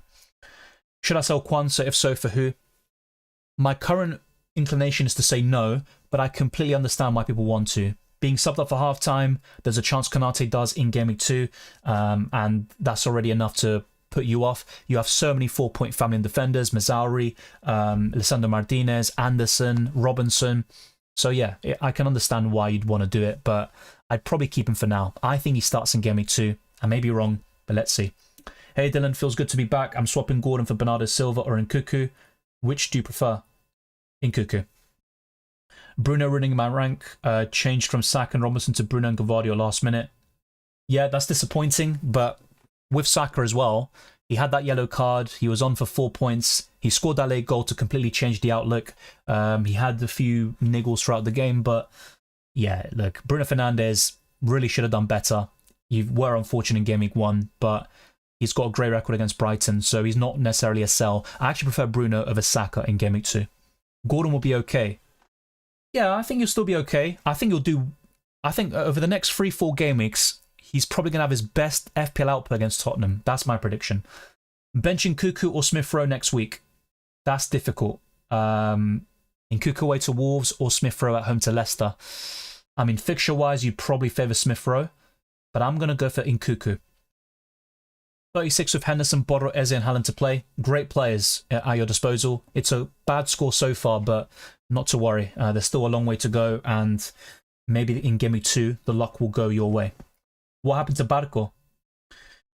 Mate, honestly, no idea. I thought he'd play as well in Game Week 1. He played a lot in pre-season, looked very impressive. Brighton fans were waxing lyrical about him, but ultimately it's the manager who decides, and that's why football's unpredictable. You can't, obviously, with content creators, you know, you kind of look to them for tips and advice, and generally speaking, they'll get things right. But of course, you know, name me someone, any person in the world who gets anything spot on all the time, you're not going to find it. So I got it wrong. I hold my hands up, but I think most people did in this regard. Having no Liverpool and Bruno actually messed me up early. Yeah, I did say to people in the rating your teams video, having no Liverpool is very risky considering the opening fixtures, but who knows? They might struggle in Game Week 3, for example, against Man United. Bruno as well, very disappointing. Should have done better. You shouldn't kick yourself about it. Good decision, bad outcome. 50/7 mid-place, I reckon. Still have Haaland captain. Henderson, Gavardio and Borro left. Yeah, I think you'll rise up a few places, especially if Haaland captain. Who is your 5.5 or 5 million player suggestion? In the midfield is still Smith-Rowe and Rodgers for me, but I do like Minter.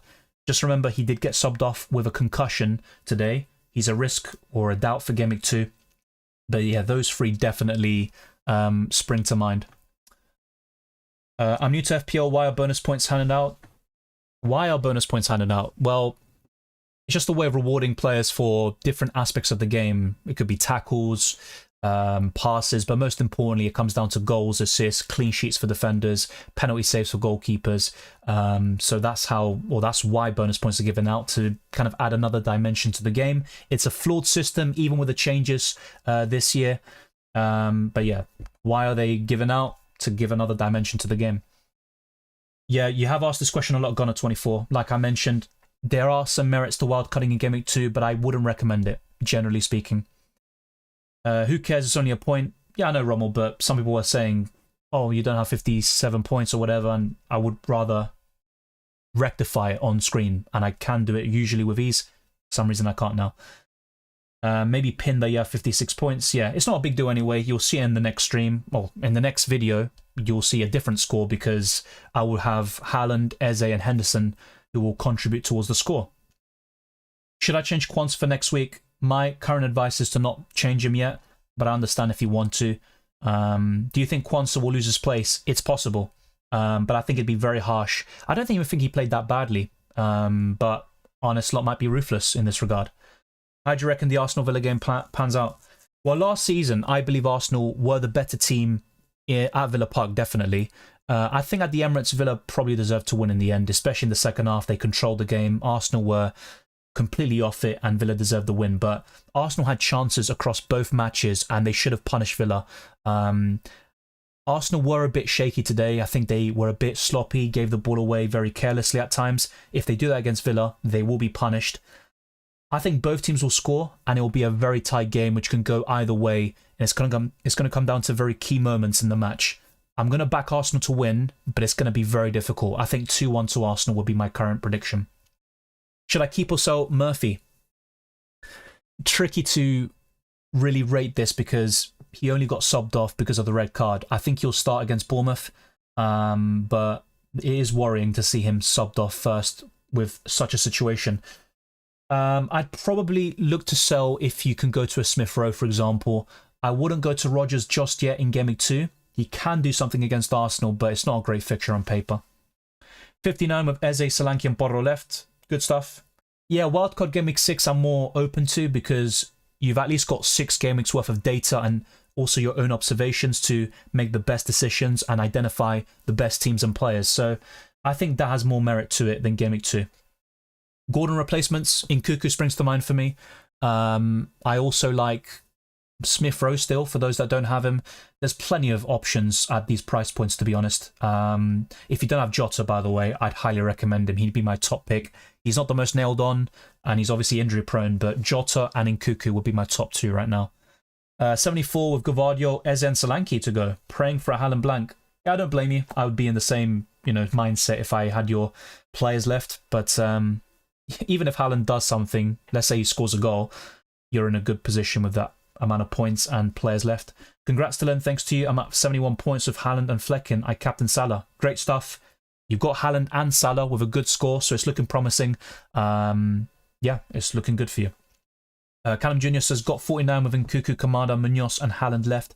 Unfortunate with Isak, captain of Osaka. Yeah, I believe so. Like I said it several times today, the red card changed the game. Southampton were the better team, but it was only 25 minutes into the game before the red card, so it's difficult to judge. I think if it was 11v11, we could have been looking at a very different scoreline, maybe 2 or 3-0 to Newcastle. Why people wildcarding in Game Week 6? Mainly based on fixture swings, basically. Some people are even using it in Game Week 2 or 4, which is even earlier, but yeah, my current plan, I'll be honest, I don't have a Game Week penciled in. My ideal scenario is the wildcard a bit later on in the season, could be Game Week 8 or after, but I generally just wildcard when I think, you know what, making these 6+ changes will really help my team. Ideally, you'd make probably 7 or more and really change the structure of your squad. So yeah, my current preference is to save it for Game Week 8 or beyond, but if I feel I need to use it beforehand, I will. Should I take out Calvert-Lewin and who to replace him with? He's still got great fixtures until Game Week 14. He's had a decent pre-season, but yeah, I'd probably sell him if possible. Danny Welbeck looks really good at 5.5 million, but I'd probably recommend Chris Wood or Manice. You know what? I'm going to say Chris Wood first, Welbeck second, and Manice third. That'll be my rankings for strikers at 6 million or below. What's the prediction on Jacob Murphy next game week? I think he starts, and if I had to guess, I think he gets 1 attacking return, probably an assist. He might even outscore Gordon. He will play, only got taken off because of red card, says Ryan D. Yeah, I believe so. I'm just saying that it's a bit concerning that when Newcastle go down to 10, he was the first one to be subbed off, but next time it might be someone different. Should I have a cheap bench? I'd always recommend having 1 good option on your bench if possible, maybe even 2 this season. But yeah, I wouldn't recommend going for a 4 million defender or even 2 of them and a 4.5 million forward / midfielder. I don't recommend that. Should I go with Wood and sell Joao Pedro? Difficult to judge because United is a good fixture on paper. They still conceded a few chances against Fulham. They deserve to win the game though. I'd probably go for Wood, to be fair, but it's not an absolute must. Yeah, Szoboszlai is an option. I was asked about players to watch after Game Week 1 so far, and Szoboszlai was right up there for me. I almost triple captain Salah. Well, you might end up triple captaining someone with more than 13 points this season. Obviously, if anyone did that, fair play. It's a great triple captaincy score. I don't think I've surpassed that in many years now. I've actually got a fairly indifferent triple captaincy record, but it is what it is, you know. At least you captain him. I have 43 with 5 left. Henderson, Borro, Eze, and Nkuku, Haaland to go. Thoughts? You've got great players left. Nkuku's the one that's least likely to return, but very good option from game weeks 2 to 8. So yeah, I'd be confident if I were you, Jonathan. What to do with Quansah? I've been asked about him so much today, and that's absolutely understandable. My current preference would be to keep him, but I understand why people want to sell. There are so many 4-point family defenders, and based on the halftime substitution, you'd probably suggest that Konate will start, and that's certainly a possibility. I think Palmer definitely plays tomorrow. It's just a question of does he start, which I'm guessing you're referring to. I personally think he does. Yeah, I think Murphy starts in game week 2 there, Emmanuel. I said it earlier, basically, so I don't have anything locked in for the chips, but ideally, I'd wildcard after game week 8, and I think with a bench boost, triple captain, and free hit, probably around game week 30, I think there's a period around there which could work very well with some double game weeks in that period, but this season won't have many doubles or blanks, maybe none whatsoever, depending on how things go, but I think there will still be doubles, just not that many. And I think that game week 30 plus period is when I'm going to use most of my chips. Do you think Barco will play game week 2? No, is my current prediction. And of course, I'm very surprised by what happened today. Yeah, Shabso, you did ask me this earlier. I answered it. I highlighted your question. I would take out Calvert-Lewin, and I suggested 3 forwards for you, including Chris Wood. My current prediction, or my current recommendation, is to keep Quansah. You can always reevaluate this in a few days' time. If the comments by Arne Slot aren't that promising in the press conference, then I'd pull the trigger. 33 points, still have Haaland, captain, Eze, Nkuku, Henderson, and Anderson. Am I cooked? Not in the long term, because you've got some good players in your team. But for game week 1, yeah, it might be a disappointing one for you. But I think Haaland, captain, and the other players could salvage something. I could see you doubling your points by tomorrow. Does Saliba offer more than Gabriel? For me, Saliba, as you mentioned, gets more bonus points. He's also a little bit more nailed on, but I don't buy this theory about Gabriel, you know, being a minute. Sorry, I can't even speak English.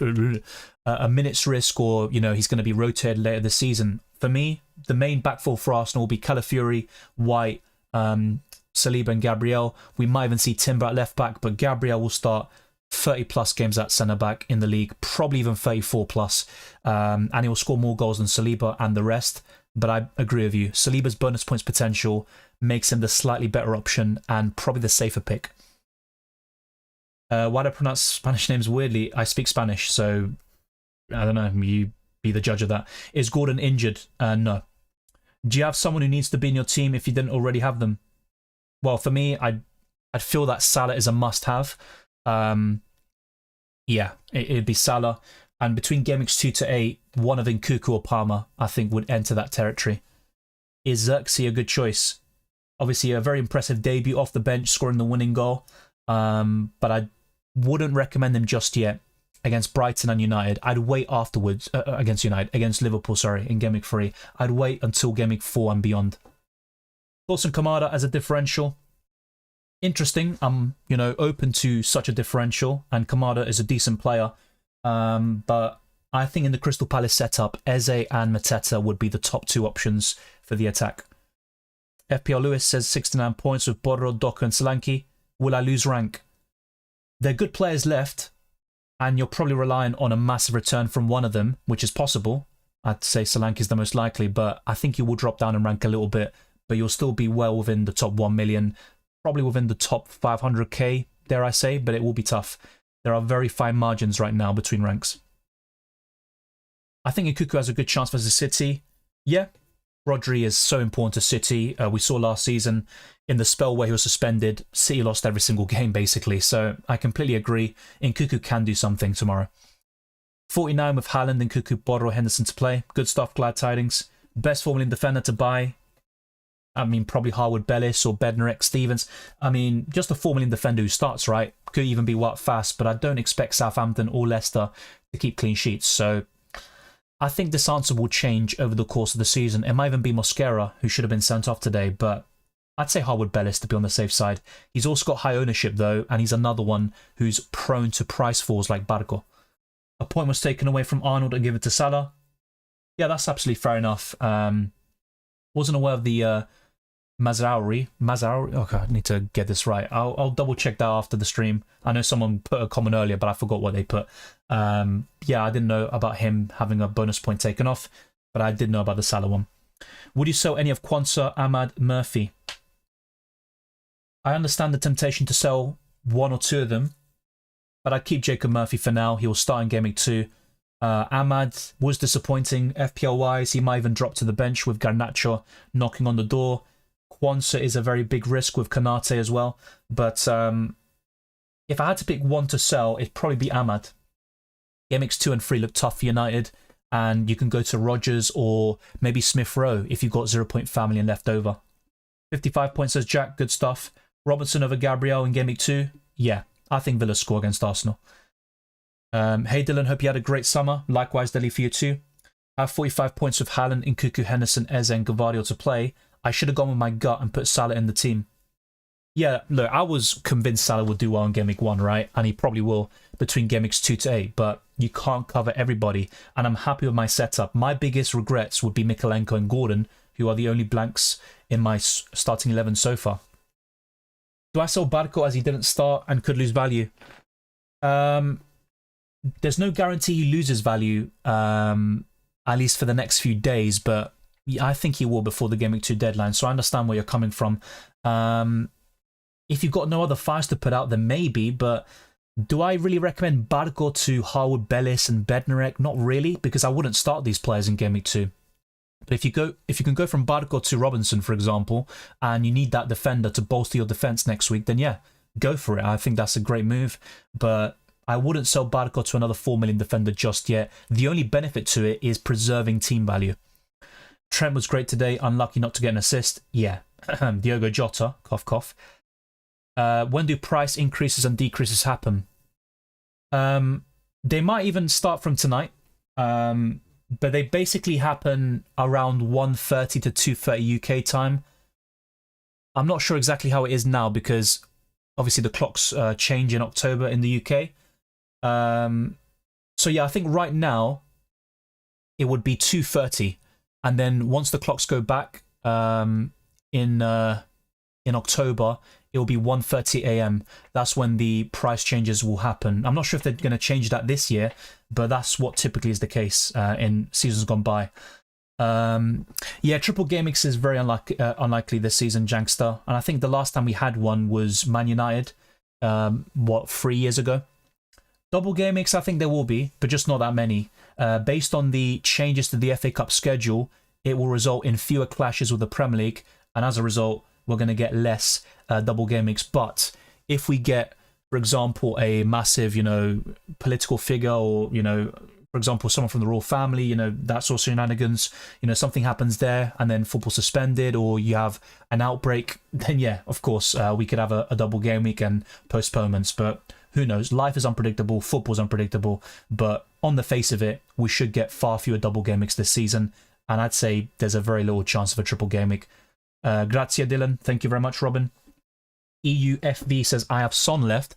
Not many people seem to have him. Yeah, only around 10 to 15% ownership, if I'm not mistaken. He could boost me up the ranks, but still got Haaland, Son, Eze, Borro, Henderson left to play.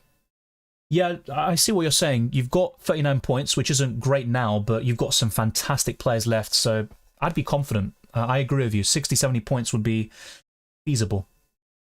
Yeah, okay, I'm going to answer this for the last time. I know, obviously, new people are tuning in, but I've been asked a lot about Quansah, and the general consensus is to sell him. I understand that. I wouldn't blame you for doing it, and in a few days' time, I might even be on that train myself and pushing it in my videos and podcasts. But right now, my advice is to keep him. I think he'll start in Game Week 2. There's no guarantee Kanate will take his place in that period, but of course, the halftime substitution is a big worry.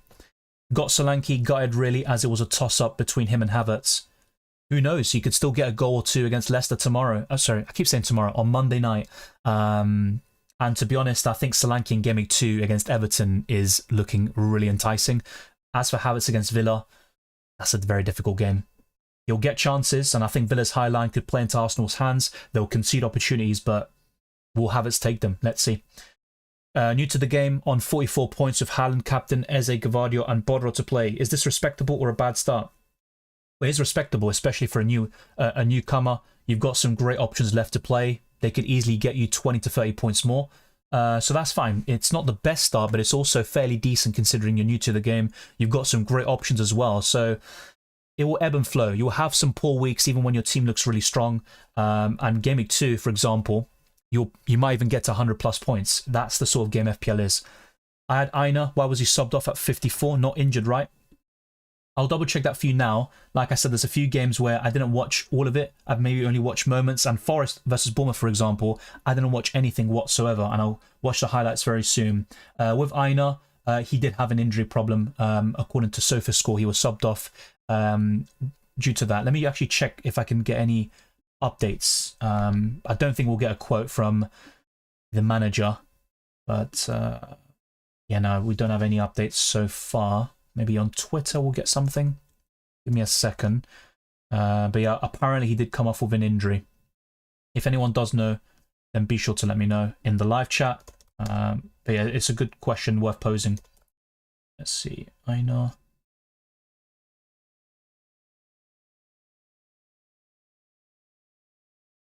Is there any news about his injury? Wait. Yeah, so Danilo was the one who suffered that terrible injury. I was aware of that. As for Aina, yeah, I think Aina's was a knock. That's what I'm seeing on Twitter. Don't fully quote me on that, but I believe Aina's was a knock. He might even be available for Game Week 2. But yeah, correct me if I'm wrong in the live chat. Well, apologies for that. Jesus. Barco plus 0.5, what should I do?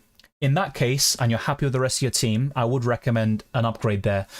So going to Robinson, Joachim Andersen might look very feasible. And there's still plenty of other options. I like Mikalenko long-term, but don't buy him now, especially based on how they defended in Game Week 1, Tottenham away in Game Week 2. I think Everton will get battered, if I'm being honest. Is there a chance for Odegaard, Mikalenko, and Gordon, who was far from the goal?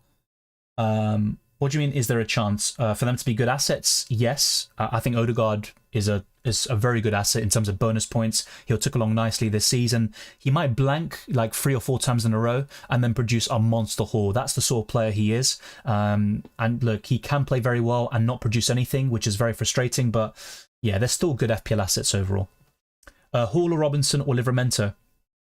Robinson first, Hall second, Livramento third. I think if Trippier returns in Game Week 2 and he's available to start, I think Livramento drops to the bench. Would you start Minter or Gordon Game Week 2? That's a great question. I think I'd go for Minter right now, but bear in mind he had the concussion, so there's no guarantee he starts. So wait for the updates and the press conferences in 4 or 5 days' time. So yeah, Aina's injury I think was a knock. I don't think it's very serious, but sometimes these knocks end up being something obviously more concerning. Thank you, Jankster Jr. Thank you, Dylan. Cheers. Love your content, mate. Massively appreciated, and it's always a pleasure talking to you. Yeah, so X said I did answer your question. 44 points is a decent start for a newcomer. Aries says he is 4.5 million. Who are you talking about here? Aina? This is my first season. Is 49 points of Haaland, Eze, and Munoz to play okay? Definitely. Haaland alone can get you 10 plus points. And I like that Eze and Munoz double up. I think Brentford will score, but I could see a very high scoring game where Munoz maybe gets an assist. Fabi EU says, should I change Maniz to Wood while I have Gibbs White or just keep it like it is? I like Chris Wood for Game Weeks 2 and 3, and the long-term fixtures aren't bad, but I'd keep Maniz, especially with your sort of structure. I'd actually rather sell Gibbs White, who is still a good option for Game Weeks 2 and 3, and it might be a mistake to sell him, but if you were to make a move, it would be Gibbs White to be sold instead, if it were me, personally. That's what I'd do. Hi, what does it take for a player to increase or decrease in price? How many transfers? Thanks. It's a great question, Mark. There is no exact science to it, and sometimes there's a thing called the FPL headquarters where they kind of manually manipulate things, let's put it that way. They manipulate the price changes, and people kind of question the validity of why a player goes up in price or goes down, but it's usually based on transfer activity. And if you see a player who, let's give an example, maybe Salah, who just did really well, got a goal and an assist, a lot of people are buying him. Let's say hundreds of thousands of people buy him, he's going to go up in price by 0.1 million by the Game Week 2 deadline. But of course, with more expensive players, it's probably less likely they'll go up in price. It will take more transfers in for them to go up in price or even go down. But yeah, generally speaking, there's no exact science, but once a player has a lot of transfer activity, we're talking about hundreds of thousands in or out, that's when a price change is very likely. What's your opinion on Smith Rowe so far? He had a decent start, but then kind of gradually faded from the game. United took more control, and he kind of ghosted afterwards. But he's got a lot of potential. I like him for Game Week 2. He's currently first on my bench, but I might find a way to bring him in. Maybe for Gordon, for example. I got 53 points for now. Haaland, Gvardiol, and Solanke left. So Chavain, great stuff. I'd be very confident about that. I still have some faith in Newcastle. Well, yeah, I mean, they did very well to win the game with one man less. So, yeah, I'm a bit put off triple Newcastle, but I still think having one or two is absolutely fine. 5th in my mini league. I'm not sure how many people you have in your mini league, but, you know, it's still good. It's a promising start. Who do I start Robinson over for Game Week 2? Saliba or Nkuku? Saliba. I think Arsenal concede. Barco did not start, so disappointing. Blank, sitting on 49 points, only left Haaland to play. Don't worry about it, Daniel. There's still, obviously, you've got Haaland left, who's a big asset for you. It might result in a rank decrease, actually, because of effective ownership. Obviously, that's not what you want to hear. But look, you might just get 55 points, for example, in Game Week 1, and then 100 plus points in Game Week 2. It doesn't mean you have a bad team, so don't be disheartened. Aina had a half injury. All right, thank you, Ibrahim, for the correction. Minter had a small concussion. He should be fine. Yeah, I agree. So the Minter one we did cover earlier. There's always a bit of a doubt, you know, will they start the following game? They might be on the bench, for example. But yeah, let's see with Aina. We don't know enough about that injury yet. Semenyo's decent at 5.5 million. He scored that late goal. He's out of position currently, but Evanilson has been signed and he'll start up front for Bournemouth in Game Week 2 or 3. Trippier, why wasn't he on the pitch? Didn't play much in pre-season because he obviously played every single, we started most games for England at the Euros, if not every single one. So yeah, that's probably why. I think he'll start in Game Week 2 or 3. Jacob Greaves, currently the best Formula 1 defender. Yeah, true. He also showed a bit of attacking threat. Yeah, Jacob Greaves is a shout. If Ipswich Town can remain competitive and, you know, put up a good fight against City, I think there will be interest, actually, in these Formula 1 defenders. Twanzebe or Ben Johnson, whoever starts a right back going forwards. Burgess, or most likely you'd be looking at Wolfenden. And I think Jacob Greaves is the pick of the lot. For Game Week 2, Gordon or Jota, who is better? Definitely Jota for me, and I said this for Game Week 1 as well. Saul Rogers got the full 90 minutes. Yeah, that's a good question. Could he play most games for Villa? Yes, he could, but you have a lot of competition for these places. You've got McGinn and Jacob Ramsey can play as a second striker or on the left-hand side. So it's not a guarantee, especially when the Champions League starts.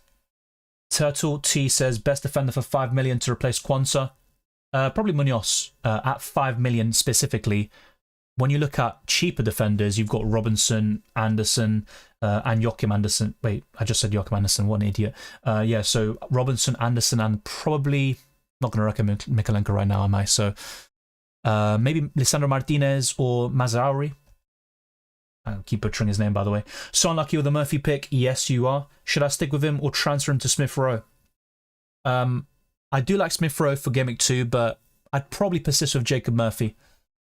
Where can I check BPS stats on players? Well, you can check the BPS for each game by going on the FPL website, going to fixtures for the game week, and then clicking on the game, and then going down to the bottom, it'll say bonus point system. And those with the highest BPS score will have, well, the one with the highest will have 3 bonus points, the second highest with 2, and then obviously the third highest gets 1 bonus points. And sometimes 2 or 3 players will share either 1, 2, or 3 bonus points. My plan was to remove Salah in Game Week 2 for Palmer. I'd hold on to Salah. I know Palmer looks really good for the next 5-6 game weeks and even until the end of the season, but don't sell Salah in Game Week 2. So happy to have Chris Wood and Yates on my team. Wow, Yates is a good one. I think he did very well in pre-season too. And yeah, Chris Wood, I'm very happy with him. Yeah, I did mention DC alternatives. Chris Wood, Manise and Welbeck. I'd actually put Welbeck just above Manise despite the poor fixtures. I'm not sold on Wood. fair enough. I think Chris Wood is the first choice striker. My biggest concern with him is the constant links with a striker. Awani is very injury prone. I think he's the second choice right now. Captain Salah worth it so far? Well, of course, I don't see anyone really beating him. Maybe Erling Haaland, he's the only one who could really put that to bed, but I'm not sure. Is Pope and Hall a risky move? I mean, they did the business this week, but yeah, Bournemouth away, I could see them scoring. I'd go for one of them, but not both. Mark, thank you very much. Thanks, Dylan. I'm subscribed. I like the fact you're doing a live stream during a game week. Nobody else is. There's an opportunity for you. Good luck. I appreciate it. I typically do these on Sunday, but I am out tomorrow and I'm not able to do it, so I decided to do it on Saturday instead. But yeah, sometimes there's a lot of engagement on the Saturday, so I don't mind doing it longer term. So when we do have a Friday deadline, so to speak, I'd be happy to do it on Saturday, a reaction stream. Yeah, Garnacho, of course, will get starts. I still think you'll get 30 plus, but you do have competition there with Amad Diallo on the right, Rashford on the left, and Xerxes now is definitely staking a claim to be the starting striker in Højlund's absence. 5th out of 25, that's very good. First is a first-time player with 70 points. Well, you just have to hope it's beginner's luck and you get the better of him. There's still 37 games to do that. Wetbread says, hi Dylan, on 31 points right now with Haaland, Captain Son, and Pedro Porro to play. Should I be worried? You've got great players left, but with only 3 remaining, it's not looking too good, to be honest, for Game Week 1. But I have to say, if I'm doing a prediction, I think Porro could get you an assist. I think Haaland scores 1 or 2, and Heung-min Son as a captain is the game changer. That's what you're really relying on to salvage a decent game week. And if I'm making a prediction right now, I think you get 20-30 points, so you'll be at a decent rank by the end. Maybe not great, but it will be a decent start to the season. I was asked this yesterday about my rank goals. I always aim to improve upon last season, which was my worst ever rank. So I'm looking to definitely improve upon that. Finish in the top 100k, no matter what. But yeah, top 50k will be my sort of ambitious target, so to speak. I've done it plenty of times, but it is difficult, especially with more people playing, more engaged managers. I think maybe the template isn't that strong this year compared to the last, but it is more difficult, I think, every single year. Yeah, Gavardio will play on the left-hand side. We will probably see Akanji and Ruben Dias with Rico Lewis on the right, but John Stones and Kyle Walker will get minutes and they'll start in just a matter of no time, and we'll see a lot of rotation between those and Nathan Ake and the other 4 defenders I mentioned, particularly the centre-backs. Everton got some very nice fixtures. I think they started the game off well, but went tits up after that, and they did go down to 10 men, which changed the game. That's why I'm not really that all doom and gloom with Everton. Obviously, a points deduction would be a massive blow, especially morale-wise. But yeah, with Everton, I think last season they started very poorly. They got into it and started keeping some clean sheets and doing very well, so I'm not too concerned. I wouldn't start any of them against Tottenham, though. I think Jota will keep starting for now. My biggest concern is the injuries. I want to buy Moniz for Wood, Game Week 2. I understand that, but I personally would keep Chris Wood for Game Weeks 2 and 3 at least. And it's always difficult, right, when a player does well for you to part ways. And for those that went for Haaland in Game Week 1 and 2, if he gets 2 or 3 goals against Ipswich, would you really sell him in Game Week 3 to Watkins? It's going to be difficult. Great content, Dylan. I'm a time-traveling cyberpunk vandal from the future. I came back here to tell you that Nkunku has an injury-hit season again. I hope you're wrong. I really do. I think Nkunku could be a quality FPL asset if he stays fit. I really hope you're wrong there. Do we think Xerxes starts next week? I have Bruno and his position was terrible when Xerxes was on. That's a great question. Well, there's also another factor to bear in mind and context to be applied where Bruno played deeper because United were chasing that late goal. So they kind of went all out. So they put Xerxes up front. They bring on Garnacho. They put Bruno Fernandes a bit deeper to facilitate all these attacking players. So that's not going to be the case most games this season. I still think Bruno will play either as attacking midfielder and sometimes as a false 9. But yeah, I see what you're saying. I personally think, will Xerxes start? Difficult to predict, actually. It might still be Diallo and Rashford on the wings, as I predicted for Game Week 1, which I got wrong in the end. It was Rashford, Well, actually, no, I did get that right. I just got the fact that Mason Mount started wrong. I thought he'd be on the bench. It's really dependent on those sorts of things. I probably think... No, I think Xerxes doesn't start, and he will come off the bench again. If I'm going to make a prediction for his first start, it'll be against Liverpool in Game Week 3. But I might be wrong. Hello, Dylan. Are you planning on starting Robertson next week or Hall? Actually, both. That is the plan. I'm looking to bench Mikalenko. And yeah, so Trent, Hall, and Robinson is the current plan. Not great, but probably stronger than Game Week 1 on paper. Thank you, Wetbread. How do you see Solanke? Should I transfer him? He hasn't even played yet. Give him a chance.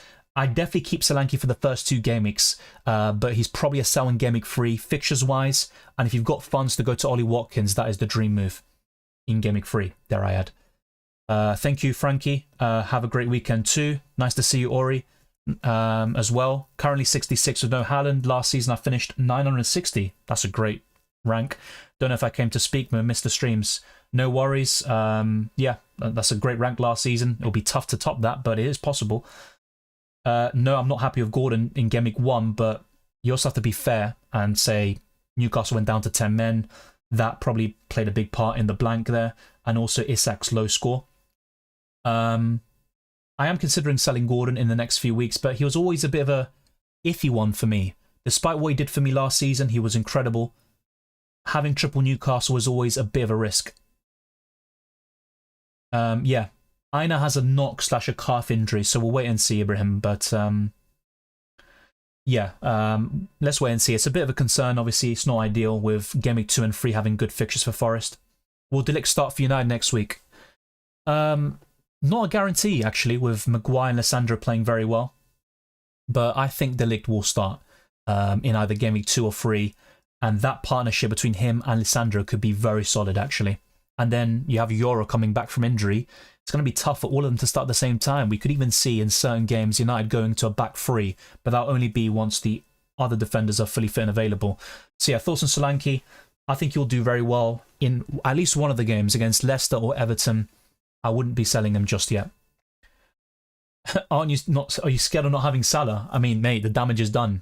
I said it yesterday. I'm very uncomfortable not having Salah, but I can't cover everybody. So let's say, for example, I went for Salah. It would have meant one of Trent or Haaland not in my team, and they're both great assets. I'd probably be more comfortable not having Trent, but at the same time, if I did Trent to Quansah, for example, I would have lost points there. So you just can't cover everything and have the perfect squad. It's impossible. Liverpool have new training regime, so I gambled with Jota from the start. Yeah, you just have to hope that he stays fit. It's pronounced as Xerxes. Okay, thank you very much. I'll get the hang of these things. I think once I hear their names pronounced, I'll just get them right. I'm generally good at pronunciations, trust me. But of course, with some of these players, yeah, they haven't been good enough. Good question about Jota. I think he'll be rotated probably after the international break. So I could see Gakpo starting in Game Week 4, for example, depending on how many minutes these players get for their countries. Remember, after the first 3 game weeks, we do get an international break. Do I keep João Pedro? He's still a decent option against Man United. But if possible, I would go to a Chris Wood or Muniz. 36 points of Henderson, Borro, Eze and Cuckoo Hallen left. Any thoughts? It's not a great score. We've got some very solid players left to play. I wouldn't be worried. Will Quansah get more minutes? He'll still get plenty of starts. Don't be worried about that. But I understand, you know, if I had Quansah, I would also be nervous. And it's not a guarantee he starts in Game Week 2, but I personally think he will. It'd be very harsh for him to drop to the bench. I think he played all right in the first half. He lost a few duels, but Arne Slot saw something he didn't like. He changed it. He got the win. You can't really blame him. Okay, I don't know what the hell is happening here. Let me just moderate the chat myself and deal with this. What the hell? I'm getting some weird allegations my way. For some reason I can't. What the hell is happening here? Let's see. Can I do it here? For fuck's sake. Oh, that is crazy. I'm trying to moderate the chat right now, but the message isn't appearing where I actually can change it. That's bloody annoying.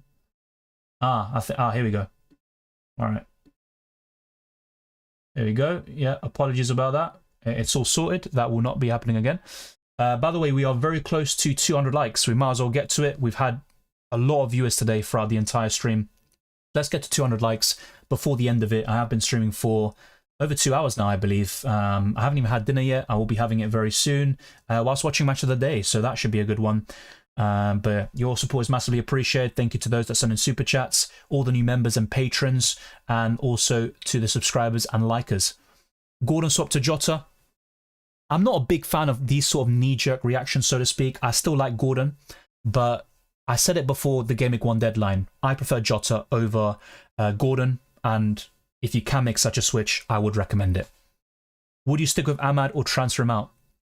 Ahmad's a quality player in terms of potential, but I probably would transfer him out if possible to a Smith Rowe, Rodgers, and other budget midfielders I've discussed throughout. Is that another super chat, or is that from earlier? Let me just double check. No, that was from earlier. For some reason, it's showing up now. If Spurs show on Monday that they still have a leaky defence, same as last season, then I have got to keep with DCL. Yeah, that's why. Obviously, look, I'm making a reaction stream very early on. We've got 3 games left, and obviously we have a lot of information to gain still. But yeah, I think Spurs will still concede a lot of chances, and Everton could score in that game.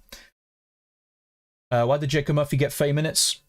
Because Newcastle went down to 10 men. Fabian Shea got sent off, direct red card. He'll miss the next 3 games. So Jacob Murphy was subbed off to shore up the back line, and Newcastle were able to secure the result and get all 3 points.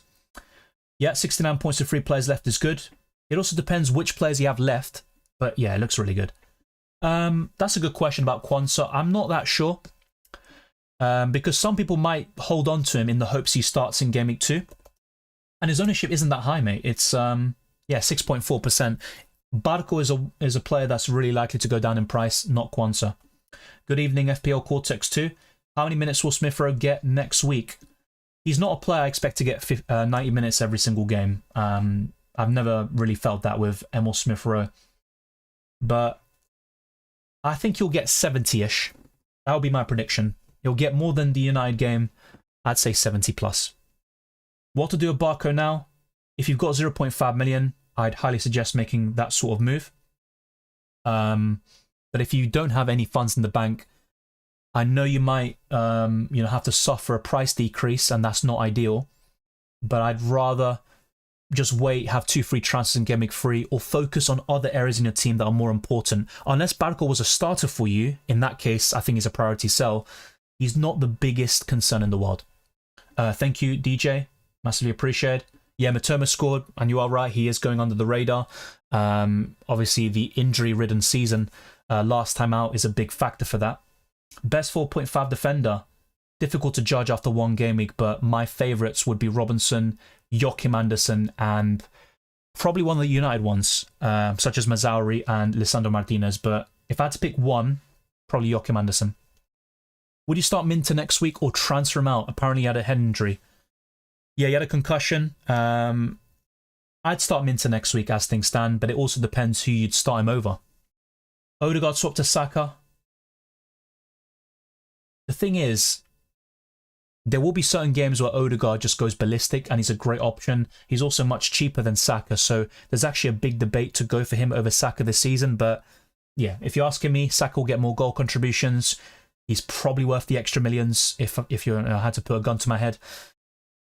I'd say so, but just remember, Arsenal have some really tough fixtures. You might want to go to another player instead. Son as a 1 game week punt, or Cole Palmer with some great fixtures. Maybe, but if you can just put Mikalenko on the bench for now, I'd rather go for that instead. Gordon to Doku for Game Week 2.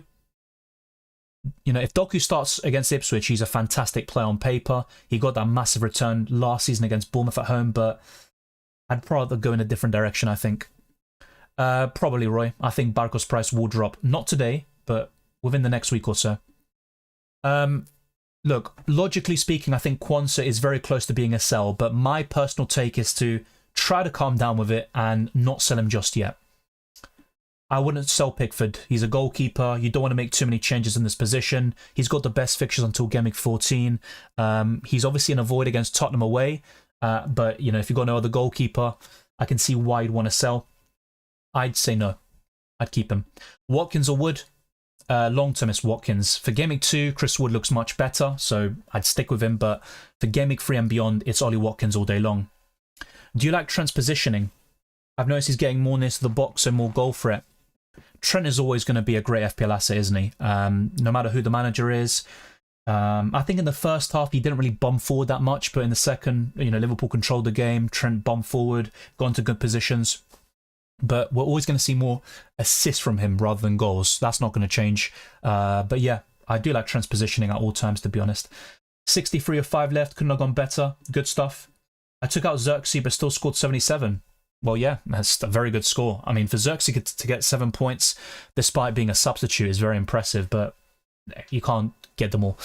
Shall I keep Zinchenko for next week? There's no guarantee he starts. I think it's in Arsenal's best interest to start a more solid defensive left-back like Timber or Calafiori. Zinchenko was targeted for Villa's goal at Villa Park last season. Yeah, I really wouldn't start Zinchenko if I was Arteta. Yeah, Brighton looks scary, but Everton also went down to 10 men. So obviously they did very well in Game Week 1. I think Brighton will be a very good contender for the top half this season, but it's only one game week. It's very difficult to judge. Thank you, Morsan. 35 points, Henderson, Borro, Eze, and Kuku, Solanke, Haaland. Yeah, so the score is low, but you've got a lot of players left. We're talking about, how many players here? I can't count apparently. 4, 5, 6 players. And if you've got one of them captain, yeah, I wouldn't be worried whatsoever. I think you'll get to 70 plus. I really do. Definitely holding Quansah. Have a feeling he still starts Game Week 2. Yeah, you're in the kind of minority, it seems, because everyone seems to want to pull the trigger already. And that's what I've been saying. I'd rather keep him. I think he'll start in Game Week 2, but I understand the concerns. Jose the Special Mo, great one, great name. Henderson, Eze, and Kuku, Haaland, and Borro still to play. 54 points at the moment. I'm a little afraid that Gvardiol can be a bad transfer from Game Week 2. Yes, I understand that. Gvardiol might even be rotated, especially with other cup competitions later in the season, but your squad is absolutely fine. Good score, a lot to build on, and I think you're in a good position for the future. I've got Salah and Jota. Nice, very nice. And then some people with both of them and Saka, and some people might even have both and Haaland. So yeah, it's some great teams flying around. Yeah, 21 points is obviously very low, but you've got 8 left, so don't worry about it. I think you're going to do fine by the end. 43 points of Haaland and Kuku, Borro, and Henderson left. Decent, Ali. I think you can build upon that. I think Haaland will score tomorrow. No, Barco didn't play whatsoever. And that's why there's a lot of talk about him. Yeah, Barco exactly didn't start. Henderson played. Henderson hasn't played yet, if you're talking about Dean Henderson. I've got 3 players on my watch list at the moment. Yeah, Semenyo's a good one. Adama and Brereton Diaz. Yeah, Diaz, maybe not based on today, but he is someone to look at that price point. I think Semenyo is definitely the most impressive. I've always kind of bigged him up throughout pre-season. That positional change from a forward to a midfielder makes him more appealing. It's a possibility that Jota's price will go up, but it's not a guarantee. Lewis Edwards says 64 with Solanke, Borro, Henderson to play. Thoughts? Captain was Isak. Yeah, very good score. Good players left. No, Haaland is a bit, worrying, but you'll be fine. Wood or Manice for the next couple of game weeks? I'd still say Chris Wood. Personal take. In Game Week 4, of course, Manice is much better, but in Game Weeks 2 and 3, a different one. No, I don't think Salah is an absolute must-have. Is he one of the best options in the game? Yes, of course. Is he top 2? Probably. But you have to make a sacrifice somewhere down the line. By going for Salah, it means one of Trent or Haaland won't be in your team, as one example, or you can't go for the likes of Saka and Palmer or Son. But yeah, is Salah one of the best options in Game Week 2? Definitely. He's probably in the top 2 for the captaincy.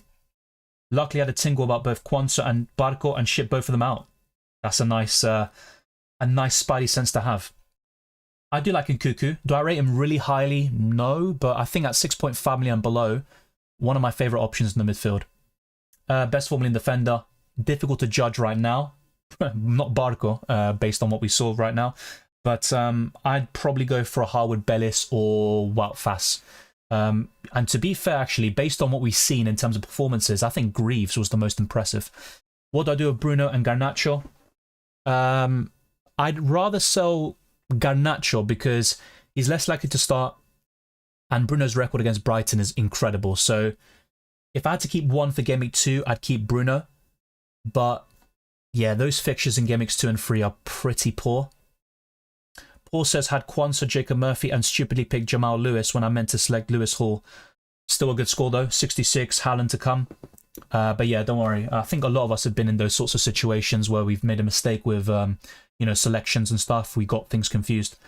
Best family midfielder, still Rodgers for me. I followed the pundits. My captain was Haaland. Well, look, sometimes, you know, content creators or, you know, people you watch on YouTube or maybe on Twitter that you discuss with, they'll make some great suggestions. And sometimes they'll say something that doesn't really pan out that way. But let's also put into context, Isak, you know, very unlucky because Newcastle went down to 10 men. So ultimately, you know, consuming information is good and listening to different viewpoints, but you have to make your own decisions. And, you know, if you've got a good feeling about Haaland or Salah, go for it. Even if most people go for Isak as captain. I went for Isak because I honestly predicted Newcastle to batter Southampton. I think 4-1 was my prediction. It didn't happen with the red card. So be it. We move on. Feel bad for anyone with Diaz today? Yeah, but Diaz is that sort of player. He can be really frustrating at times. He's not a great finisher. Good player, good dribbler, but very frustrating at times. 49 with 5 players left. Looks good, Obafemi. I'd be very confident. 64 points of Henderson, Gvardiol, Eze and Solanke. You're looking great, mate. You don't need me to tell you that. No, Haaland is a worry, but you can't cover everybody. Yes, you're right. I'll call him Costa. The Aston Villa defender at 4 million. If Cash is injured, he should start for the time being. That is a great entry point for the Villa defence. Great shout. Let's see how serious the Cash injury is. Bradley says, I've got Isak, Salah, Jota, Havertz and Solanke. Absolutely fine. What do you think about Savio? I think he'll start in Game Week 1, but he's not guaranteed to be nailed on in the long term, especially when Foden is able to start. Keith says, good day from Australia. 42 points so far, 4 to play, including Eze, Haaland and Pedro. Looks really good. Obviously, the points isn't ideal, but yeah, 60 plus should be feasible. Saka or Son for Game Week 2? Definitely Son. Kavit says, Szoboszlai looks like a good differential. Yeah, at 6.5 million, I can think of much worse, but Nkuku's my favourite at that price point. Do you rate Matoma? I think he's decent, but I still stand by what I said yesterday. Mint is 1 million cheaper. If he's available to start in Game Week 2, recovering from that concussion, he's my favourite Brighton midfielder right now. It's team dependent, honestly. I'm probably going to make a transfer, knowing myself and how knee-jerky I can be. But there's no problems with making a transfer or saving it. It's all team dependent. I support Arsenal in the Premier League and Argentina in the national team scene because my family are from there. Robinson, Fulham or Anderson, Crystal Palace for Game Week 2? That is a great question. I would go, I think, for Robinson. The result in City Chelsea tomorrow? Chelsea have a chance with Rodri missing, but I'm going to go for a City win, 2-1. 72 Gvardiol. Good stuff, Jordan. I have 53 with Haaland and Nkuku and Solanke left. I really like Haaland and Solanke, I have to say that, and Nkuku long term. Yeah, with Cash's injury, I'll try to give you a quote now, but yeah, I'm not sure if we've got one. Let's see. Seeing people celebrating Cash's injury, the Spurs Villa beef, Jesus Christ. Yeah, I don't see anything right now. Let's see if there's anything on the FPL website or Premier injuries. It'll probably be updated by tomorrow and we'll have more information later next week, but let's wait and see. There's still a lot of people watching, by the way. I do appreciate all the support. We are literally 2 likes away from 200. Let's be sure to do that. Yesterday, I gifted 10 memberships in the first deadline stream of the season. So once every month, I'll be gifting 10 memberships so you gain early access to my videos, amongst other perks. Should I get Mazraoui? Yes, he will start, but I wouldn't recommend him in Game Weeks 2 and 3. I think United will concede against Brighton and Liverpool. Afterwards, though, I'm happy to recommend United defenders. But that was one of the reasons why I didn't go for Lisandro Martinez and also Mazraoui. Why was Quansah replaced at half-time? Arne Slot said that he was losing a lot of duels. So that's the answer. I don't think he performed that badly, to be honest, but he lost duels. And Arne Slot doesn't tolerate that. No word on Eze's transfer. I really hope he isn't transferred out before the game week. Well, no, he will play tomorrow, but there is a chance he is moving on in the next 2 weeks. Yep, Son is a bit of a differential in the grand scheme of things. I like him a lot for the first 2 game weeks. Well, not Barco to Cash. I'm guessing you mean Cash's replacement. Because if Cash is injured, we could see Costa, a young 4 million defender, really enter the surface as the best 4 million option for at least the next few weeks. Start Hall or Quansah next week. I think Quansah has a better chance of a clean sheet, but in terms of, you know, probabilities of starting and all of that factored in, you'd probably go for Lewis Hall. Hi, I'm Tony, have 79 points left with Son and Borro. Looks really good. I think Son alone can get you to 90. I honestly think that. Why Barco didn't make the starting 11? Honestly, I have no idea. That's the simple answer. I thought we'd start. I got it wrong. It's not looking good in the long term. Yeah, I mean, to be a top manager, you need to be ruthless.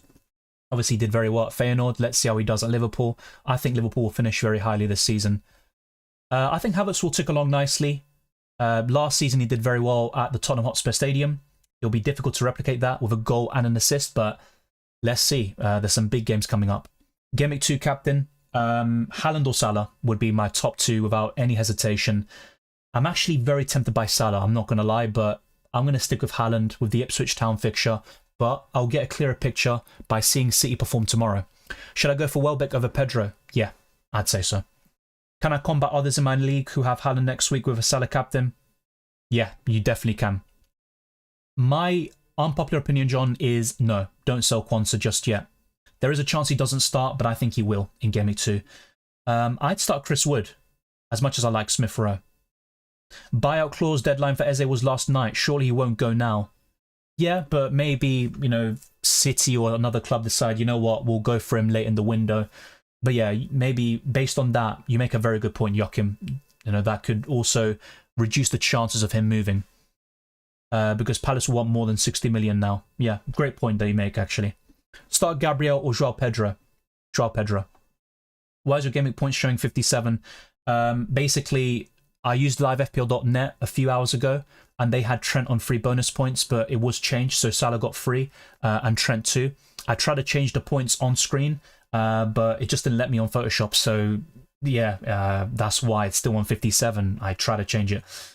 Plan moving forward is to move Haaland to get Foden and Salah when Jota starts losing minutes. No early wildcard though. Yeah, that's absolutely fair enough, and that's why you want a flexible team structure to move between these different assets. That's completely fine. Let me give one last shot at this bloody... Come on, why is it not letting me change it? It's so annoying. Might have to just delete it. Then that's just annoying.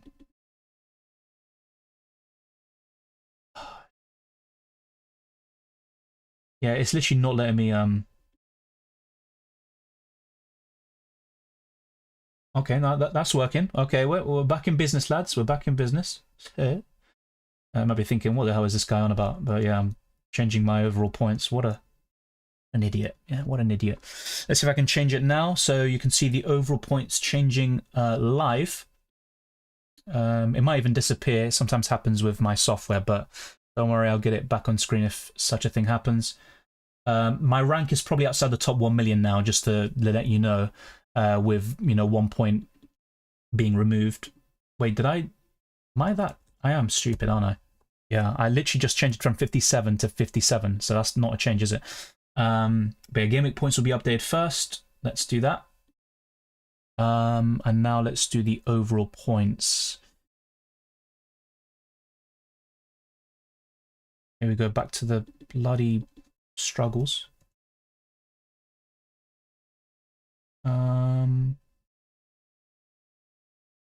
All right.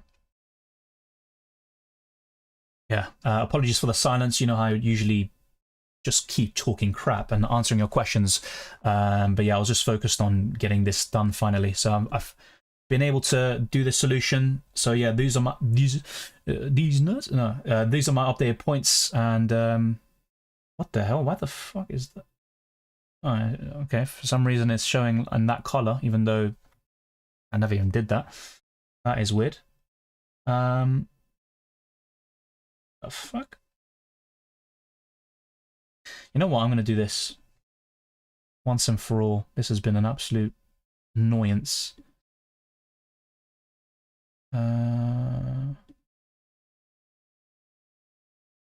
Wow, okay, that's really annoying. Apologies for that.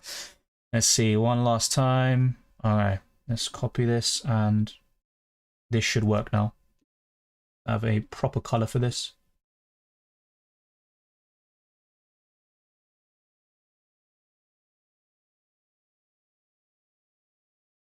Alright, that should be it. Alright. Apologies, lads and lasses. There we go. And once again, massively appreciate your support. Yeah, we had a lot of viewers throughout this long stream. I didn't expect it to be this long, but a lot of you did engage. Match of the day is on very soon for those in the UK. I'll be watching that and having a very late dinner, as you can tell. Yeah, so let's go for some last few questions and wrap this up, because I don't know if my stomach can take much longer. When you're planning to use the early wildcard, I don't have a specific game week penciled in, but, and the overall points are still bugging out, by the way, which is bloody annoying. But yeah, ideally the wildcard would be used game week 8 and beyond, but if I feel I need to use it beforehand, I will do so. Why is this bugging out? Something on Photoshop has gone wrong then in that thing. I'll see if I can change it again. I'm going with Isak as captain in Game Week 2. Yeah, it's reasonable. He's still a good option. He's not suddenly terrible. Will Calafiori start at left back for Arsenal next week? It's a possibility, and I would really want a more defensive left back against Villa rather than Zinchenko. He played well today and he's had a good pre-season, but Timber Calafiori should be left back against Villa. I think if that's not the case, we could really see Arsenal struggle there. Why the bloody hell is this in a different color? All right, let's try this one more bloody time.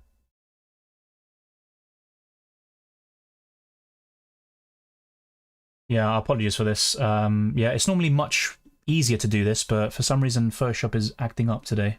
And it's not really the case usually. It's just kind of being annoying with the text. All right, let's see. All right, that should be sorted. Either way, I'm going to have to change this by the next video that I make, which will probably be on Monday or Tuesday, because I'll have 3 players that will play throughout the weekend. Of course, we've got Monday Night Football between Spurs and Leicester. Let's give this one more bloody shot. And yes, disappeared now, and now. And it's not even letting me select it now. Ooh, even though it's maybe not completely central, but whatever, we'll move. Enough time spent on that crap. All right, so apologies for the delay. 75 of only Eze and Kuka and Fleck into play. Man, you've already got the points in the bank. Good players left. It was all good. Any update on Quansah?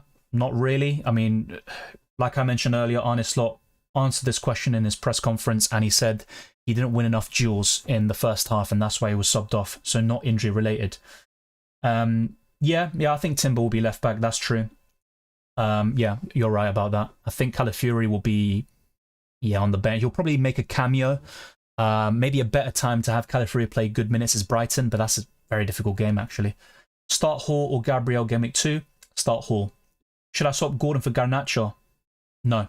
I like Garnacho. I think you have a great season, but I'd rather have Gordon in Game Weeks 2, 3 and 4. I've got 63 points with a Haaland and Salah draft with Gvardiol, Haaland and Eze to play. Very, very solid. I'm guessing you have budget defenders then. Sold Manice already. Wow.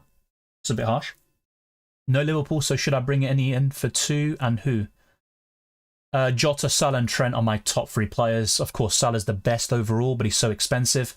So it really depends on your team structure. Who can you go to? I think Jota's the most accessible. Will Havertz stay as number 9? There will be games where Jesus plays as the number 9, or even Trossard, and then Havertz plays as the left centre mid. And that will primarily be in games against weaker opposition, so to speak, particularly in home matches. But I think generally speaking, we'll see Havertz as the number 9. And that combination between him and Saka will work very well. Start Manice or Smith Rowe? Smith Rowe for me, but both are good. Best 4-point family and defender? Probably Joachim Andersen. The only reason I don't have him is because I went for Henderson in goal. Should we sell Barco? I've been asked a lot about this. Ideally, you would sell him, but there are bigger priorities than a 4 million defender. Unless you're planning to start Barco, or that was your plan, that's the only sort of scenario where I'd class selling him as a priority. Now, if you've got 0.5 million in the bank, I'd highly recommend selling him, but Barco to Harwood Bellis, all these 4 million defenders, who I wouldn't recommend starting, it's not ideal. What's a good amount of points to end Game Week 1? As long as you beat the average, I think you'd be happy with that, right? So if you get over 60 points, definitely if you get over 70, I'd be pretty reasonably happy with that, yeah. Over 70 is a very good score, I'd say. Kivior did a decent fill-in job last season. Yeah, that is true, but he wasn't in the squad today, which could also imply that he is in talks with other clubs. I don't see him starting at left back. It'll be Timber or Calafiori. I have Quansah. What do I do? One last time I'm going to cover him because he's been heavily talked about today. My advice is to keep him. I think you'll start in Game Week 2. I understand why you're concerned, but yeah, I keep him for now. Is 56 with Gvardio, Porro, Solanke and Henderson left to play good? Yes. After watching Newcastle, Isak will struggle. Is it worth swapping him for Havertz? They had 10 men. Let's put that into context. So it's difficult to say, oh, Newcastle are sells now, Isak isn't that good. I still think he's better than Havertz over the next 3. Better fixtures anyway. So yeah, for everyone asking about Quansah, I've covered him to death. For me, I'd keep him. If you're still really concerned and you think Konate will start in Game Week 2, then selling him to Anderson or Robinson is completely fine, but I don't think Quansah is a priority sell. Who should start Game Week 2? Quansah or Quansah? Quansah for me. Worst thing to do in FPL is knee-jerk out players. Cost me a lot last season with Isak, Watkins and Son. 100% agree. There will be times where a knee-jerk will actually result in points gained, but it's few and far between. A few weeks later down the line, my guess for his first benching will be after the international break, so Game Week 4 and beyond. That is really close, but I'd probably go for Smith Rowe. Yeah, I agree, Robin, but it's a reaction stream. We're all kind of wanting to iron out our squads and really shore things up. Maybe Dammy, but I don't think it's the end of the world, right? If he goes down to 3.9, so be it. You could gain value elsewhere from a player that you might sell, and you gain value that way. So I'm not really that bothered about it. I'm not sure if he's worth keeping. If he starts in Game Week 2, then yeah, he's back on the menu, boys. But otherwise, yeah, I think Barco is a sell, just not a big priority for me. Now, if you have a good squad, you're happy with it, and Barco's the only concern, then fair enough. And you've got 0.5 million. It all works out. Sell him. I'm not scared of Barco dropping in price. I think there's bigger things to worry about, but is it a possibility? It's very likely, yeah. I plan on triple captaining Haaland in Game Week 2. Mate, you're not insane for that. It's logical. While you're still streaming, respect. Yeah, thank you very much. There's a lot of traction today, a lot of questions, some very good ones as well. But I will be ending it very soon because I haven't eaten dinner yet. I'm starving. Breakdown on Quansah minutes. Quansah's nailed on. That's the biggest appeal with him. Good fixtures as well. He can play centre back and right back. And maybe with Cash's injury, we could see Quansah on the right and Diego Carlos alongside Pau Torres. So there's no guarantee that Costa, the right back who came on for Matty Cash, is going to start. But just keep your eye out on Costa. I can't pronounce his surname right now. He's a 4 million defender who could get game time. But Quansah in either scenario will start week in, week out for Villa. Chelsea differential Game Week 2. That's difficult. It could be a Sterling or Madueke, but they're not guaranteed to start, especially with Pedro Neto knocking on the door. I'd say Dewsbury Hall, but they're not. He's another one, not guaranteed to start. So, you know what? I'll go for Gusto. Really? Shocking points for you? It's not that bad, but fair enough. Should I vice captain Saka or Isak for Game Week 2? Isak. Who's the best 4 million defender? Keep your eye out for Costa from Aston Villa. He could be a starting 4 million defender if Cash is out. But probably Greaves or Harwood Bellis will be my favourites. Really think a bad defence is the way to go this season? I don't know, because, for example, Trent, Saliba, Pedro Porro, they all look very solid. Gabriel, Gvardio will still be good. So I think it will kind of change. We're going to have periods where you're right, going for cheaper defenders is the way to go, but I think having one premium or, you know, some sort of expensive defender is fine.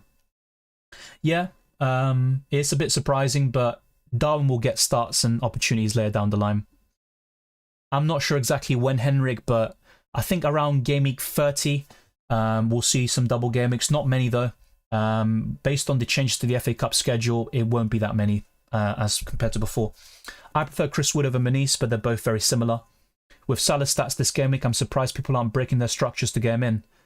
Yeah, but let's wait to see how Haaland does tomorrow. I mean, is it wise to sell Haaland now, for example, to buy Salah? I mean, they're both great assets, but I don't really recommend that. I wouldn't really keep Dragusin. I mean, look, the thing is, you know, I did predicted lineups over the last week. I don't have him in it. There is a chance he starts in game week 1 if a doggy isn't fully fit. So you've got Van der Ven on the left.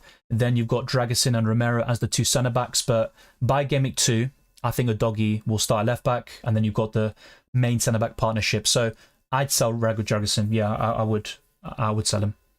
Should I start Watkins next week against Arsenal or Robinson?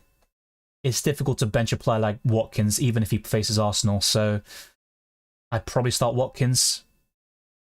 Hey Dylan, surprise you're having a Game Week 1 reaction stream on the first day.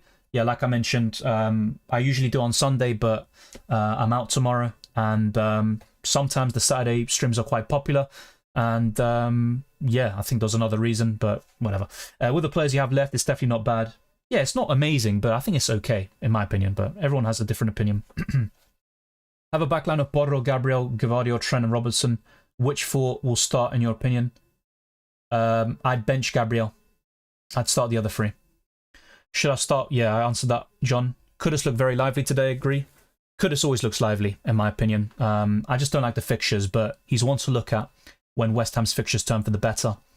All right, just a few more now. Yeah, yesterday I streamed for like 3 hours and 20 minutes or something, and today 2 hours 45 basically. What do you use for the stream? OBS, Open Broadcast Software. It's completely free. In my opinion, the best 4-point family defender is Joachim Andersen. Should I keep Gibbs White? He's still decent for Game Weeks 2 and 3, but I don't mind selling him to Nkuku, for example. Do Pedro and Hall need to be subbed out for Game Week 2? Not really. I think Hall still starts in Game Week 2. There is a chance he doesn't, of course, but I'd keep him for the foreseeable future. Keep Gabriel or get a 4 to 4-point family defender for money, or get Pedro Porro. I'd keep Gabriel, but he's just a benchable player for the next few weeks, and that's why I didn't go for him or any Arsenal players. Yeah, I think Villa score against Arsenal. I'm going for an Arsenal win, but it's going to be very tough. And yeah, Villa have been a bit of a bogey team, or at least they were last season. Rodgers or Smith Rowe? Based on Game Week 1 performances, you'd say Rodgers, but I prefer Smith Rowe still. That's why I went for him. Have you learned something about Game Week 1 which we didn't know before? Yeah, well, Barco, for example, is even less, is even more of a risky pick than we thought he was originally, but he's 4 million, so you kind of forgive that. Anything else we've learned? I think the Saka-Havertz combination will be incredible this season. Anything else? I mean, there's plenty we've learned. Greaves is one of the standout Formula defenders based on attacking threat. The fixtures turn very soon in Game Week 3. But things change week on week, right? And, we don't know much about these players and teams just yet. We know something, of course, based on previous data and observations, but we don't know the full picture. Yeah, Pope was really good, but yeah, Pickford has better fixtures still, so give it time. Dylan, what to do if Quansah sell? My current advice is to keep, but I can understand why people want to sell. Yeah, 119 points is crazy, but it will probably balance out. They might do really poorly in Game Week 2, for example. Yeah, like I said earlier, I would sell Dragusin. He might start in Game Week 1, but not in Game Week 2. Maybe ASG, but I'm also concerned, or I was, about Salah, and you just can't have them all. Arsenal defenders as well. United defence, I like them long-term, but not in Game Week 2 or 3 against Brighton and Liverpool. So my advice is not to invest now, but to invest in Game Week 4 and beyond. I think Bailey will be decent, maybe even good or great in certain game weeks, but overall, I think he'll just be a good asset, not great. Get rid of Maatsen for the time being. There's no guarantee he starts in 2 or 3. Aït-Nouri looked decent, yeah, I'd say so. As for, yeah, should I keep him? Well, the fixtures aren't great. There is Forest in Gameweek 3, where he could be alright, but I think Forest will score there. Hi Dylan, I plan to bench boost a well-balanced no Haaland, no Salah draft to then wildcard Gameweek 2 to a Haaland and Salah draft, which look great. I chickened out a few hours before the deadline. Don't worry, Roberto, you'll have plenty of opportunities for the bench boost. It's also not the best chip in the world, right? I mean, obviously, if you have a missed opportunity where you get a lot of points by, you were thinking of doing it, you didn't end up pulling through, it's a bit frustrating, but at the end of the day, it's not a big concern. Is it worth bringing in a Dingra? Not necessarily. He might not even start if Minter is fully available after the concussion. I mean, based on the rules, it is a red card, but Brereton Diaz is a cheeky little bugger. And also, look at Mascara, for example. I'd say his was more of a red card, and yet he didn't get a yellow card, for example, so who knows. Yeah, I think Solanke scores if he starts, definitely. I have Archer as a bench option. Is it a good option to waste a transfer replacing him? Depends who you get. At 4.5 million, I don't recommend it. Even Jebison isn't an option now, with Van Olsen signing for Bournemouth. But if you can go to a 5.5 million option like Joao Pedro or even better still, Welbeck, yeah, I'm all on board for that. Start Gabriel or Joao Pedro. You asked this earlier, I think, and I went for Joao Pedro. Who to remove and who for next game week? Wood, Solanke, Isak? That's really difficult. If I had to pick one, probably Chris Wood. Mikalenko sell next week. I'd keep him but bench him. That would be my advice. Once again, with Quansah, I'd keep him for now, but I understand why you'd want to sell him. Why is no one choosing Maguire? Because the Ligt has been signed, and he's not nailed on in the long term. Should I sell Rodgers? Not necessarily. I still think he's quite good in Game Weeks 3 and 4, and even up until Game Week 7, if he can start week in, week out. I like Havertz a lot. He was, fourth in my rankings for the best forwards this season. He might even be third by the end. I actually like him a lot. ASG says, I've triple captain Haaland for the Ipswich game. He can bag a hat-trick, definitely. I think he'll get 2 or 3 goals, yeah. He will be my captain, I think.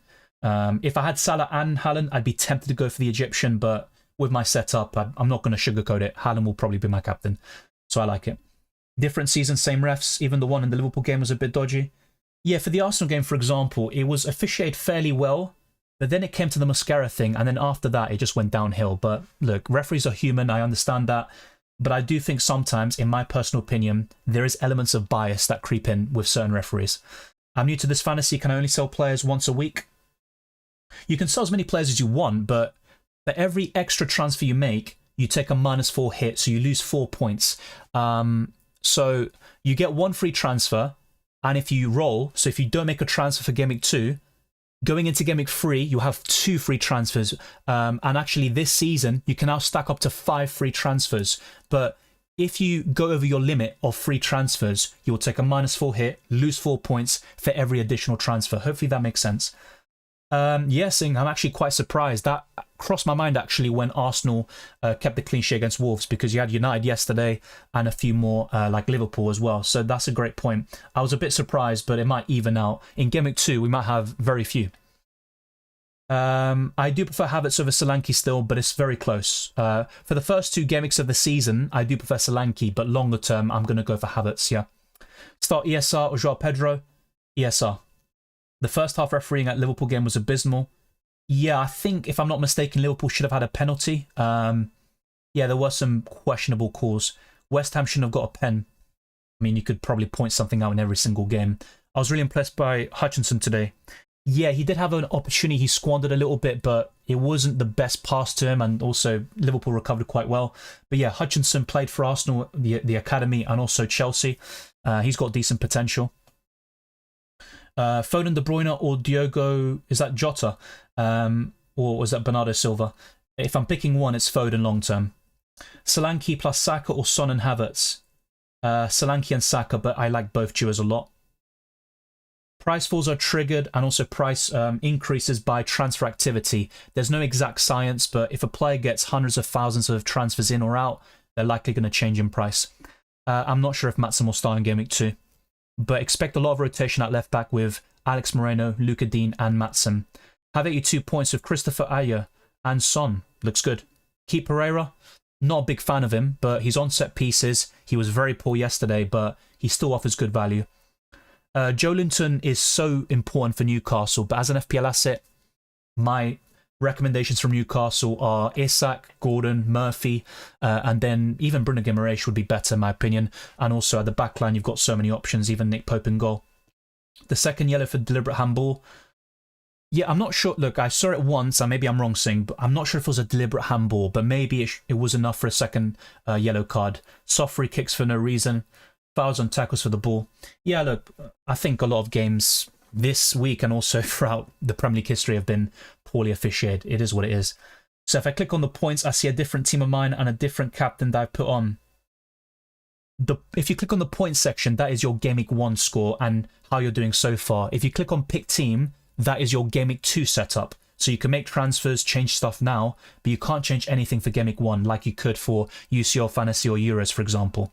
Smith Rowe goes very deep. I'm not sure he's a good option. It's only one Game Week though. They were away to Man United. I still think he'll be a good option, but maybe not as good as we thought. Of course, it's early days. Should I sell Jota to get Haaland?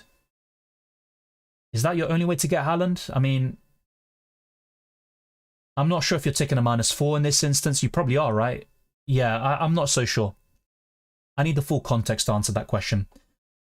Of course I've considered them, but because of the opening fixtures, I prefer who I've gone for. Maybe Anthony Gordon is my only kind of regret. But yeah, they're both good options in the long term. Yeah, you can still go for Rodgers and Watkins, but I would be a bit apprehensive about starting both week in, week out. I think Eze gets one return. I could see a very high scoring game there. How long does Jota have as a first choice? I've been asked this a lot, but basically I think he's, for the first 3 games of the season, he'll start all of those games. After the international break, we could see Gakpo or Darwin taking some minutes and starts. I think Gusto could be okay, but his injury record is a bit concerning, and Chelsea are just unreliable. So yeah, thank you for all the questions, by the way. I do appreciate it. If you've got any questions I haven't answered, leave them in the comment section. I have been streaming for almost 3 hours now, and yeah, I do appreciate the turnout. Over 400 people watching still. Massively appreciated, but I gotta go eat, mate. It's like 10:30. I am absolutely starving. I'm going to watch Match of the Day and build more observations for all of the games in preparation for the videos coming up in a couple of days' time. So usually I do reaction streams on Sunday, but I'm absolutely on it to do sometimes on Saturday like I did today. Thank you, Rico. Thank you, Roberto. You can't make substitutions, Milky. As I just said, you can't make subs. You can't change the captaincy like you can in UCL or Euro Fantasy. Thank you, Callum Jr. Thank you, Gustav. Like I said, leave your comments in the well, yeah, anything in the live chat in the comment section, and I can answer you there. Also, join the Discord server. Follow me on Twitter and Instagram. We can talk on those platforms too. Dylan RCM. Join the FPL League as well. The league code was on screen for most of the stream, and there is an auto-join link. Thank you, Punjabi. Dylan, massive respect for you streaming 2 days consecutively, almost 6 hours plus. Yeah, when you put it like that, it's crazy. I think you should end it. You'll be busy with Game Week 2 streams after Monday night.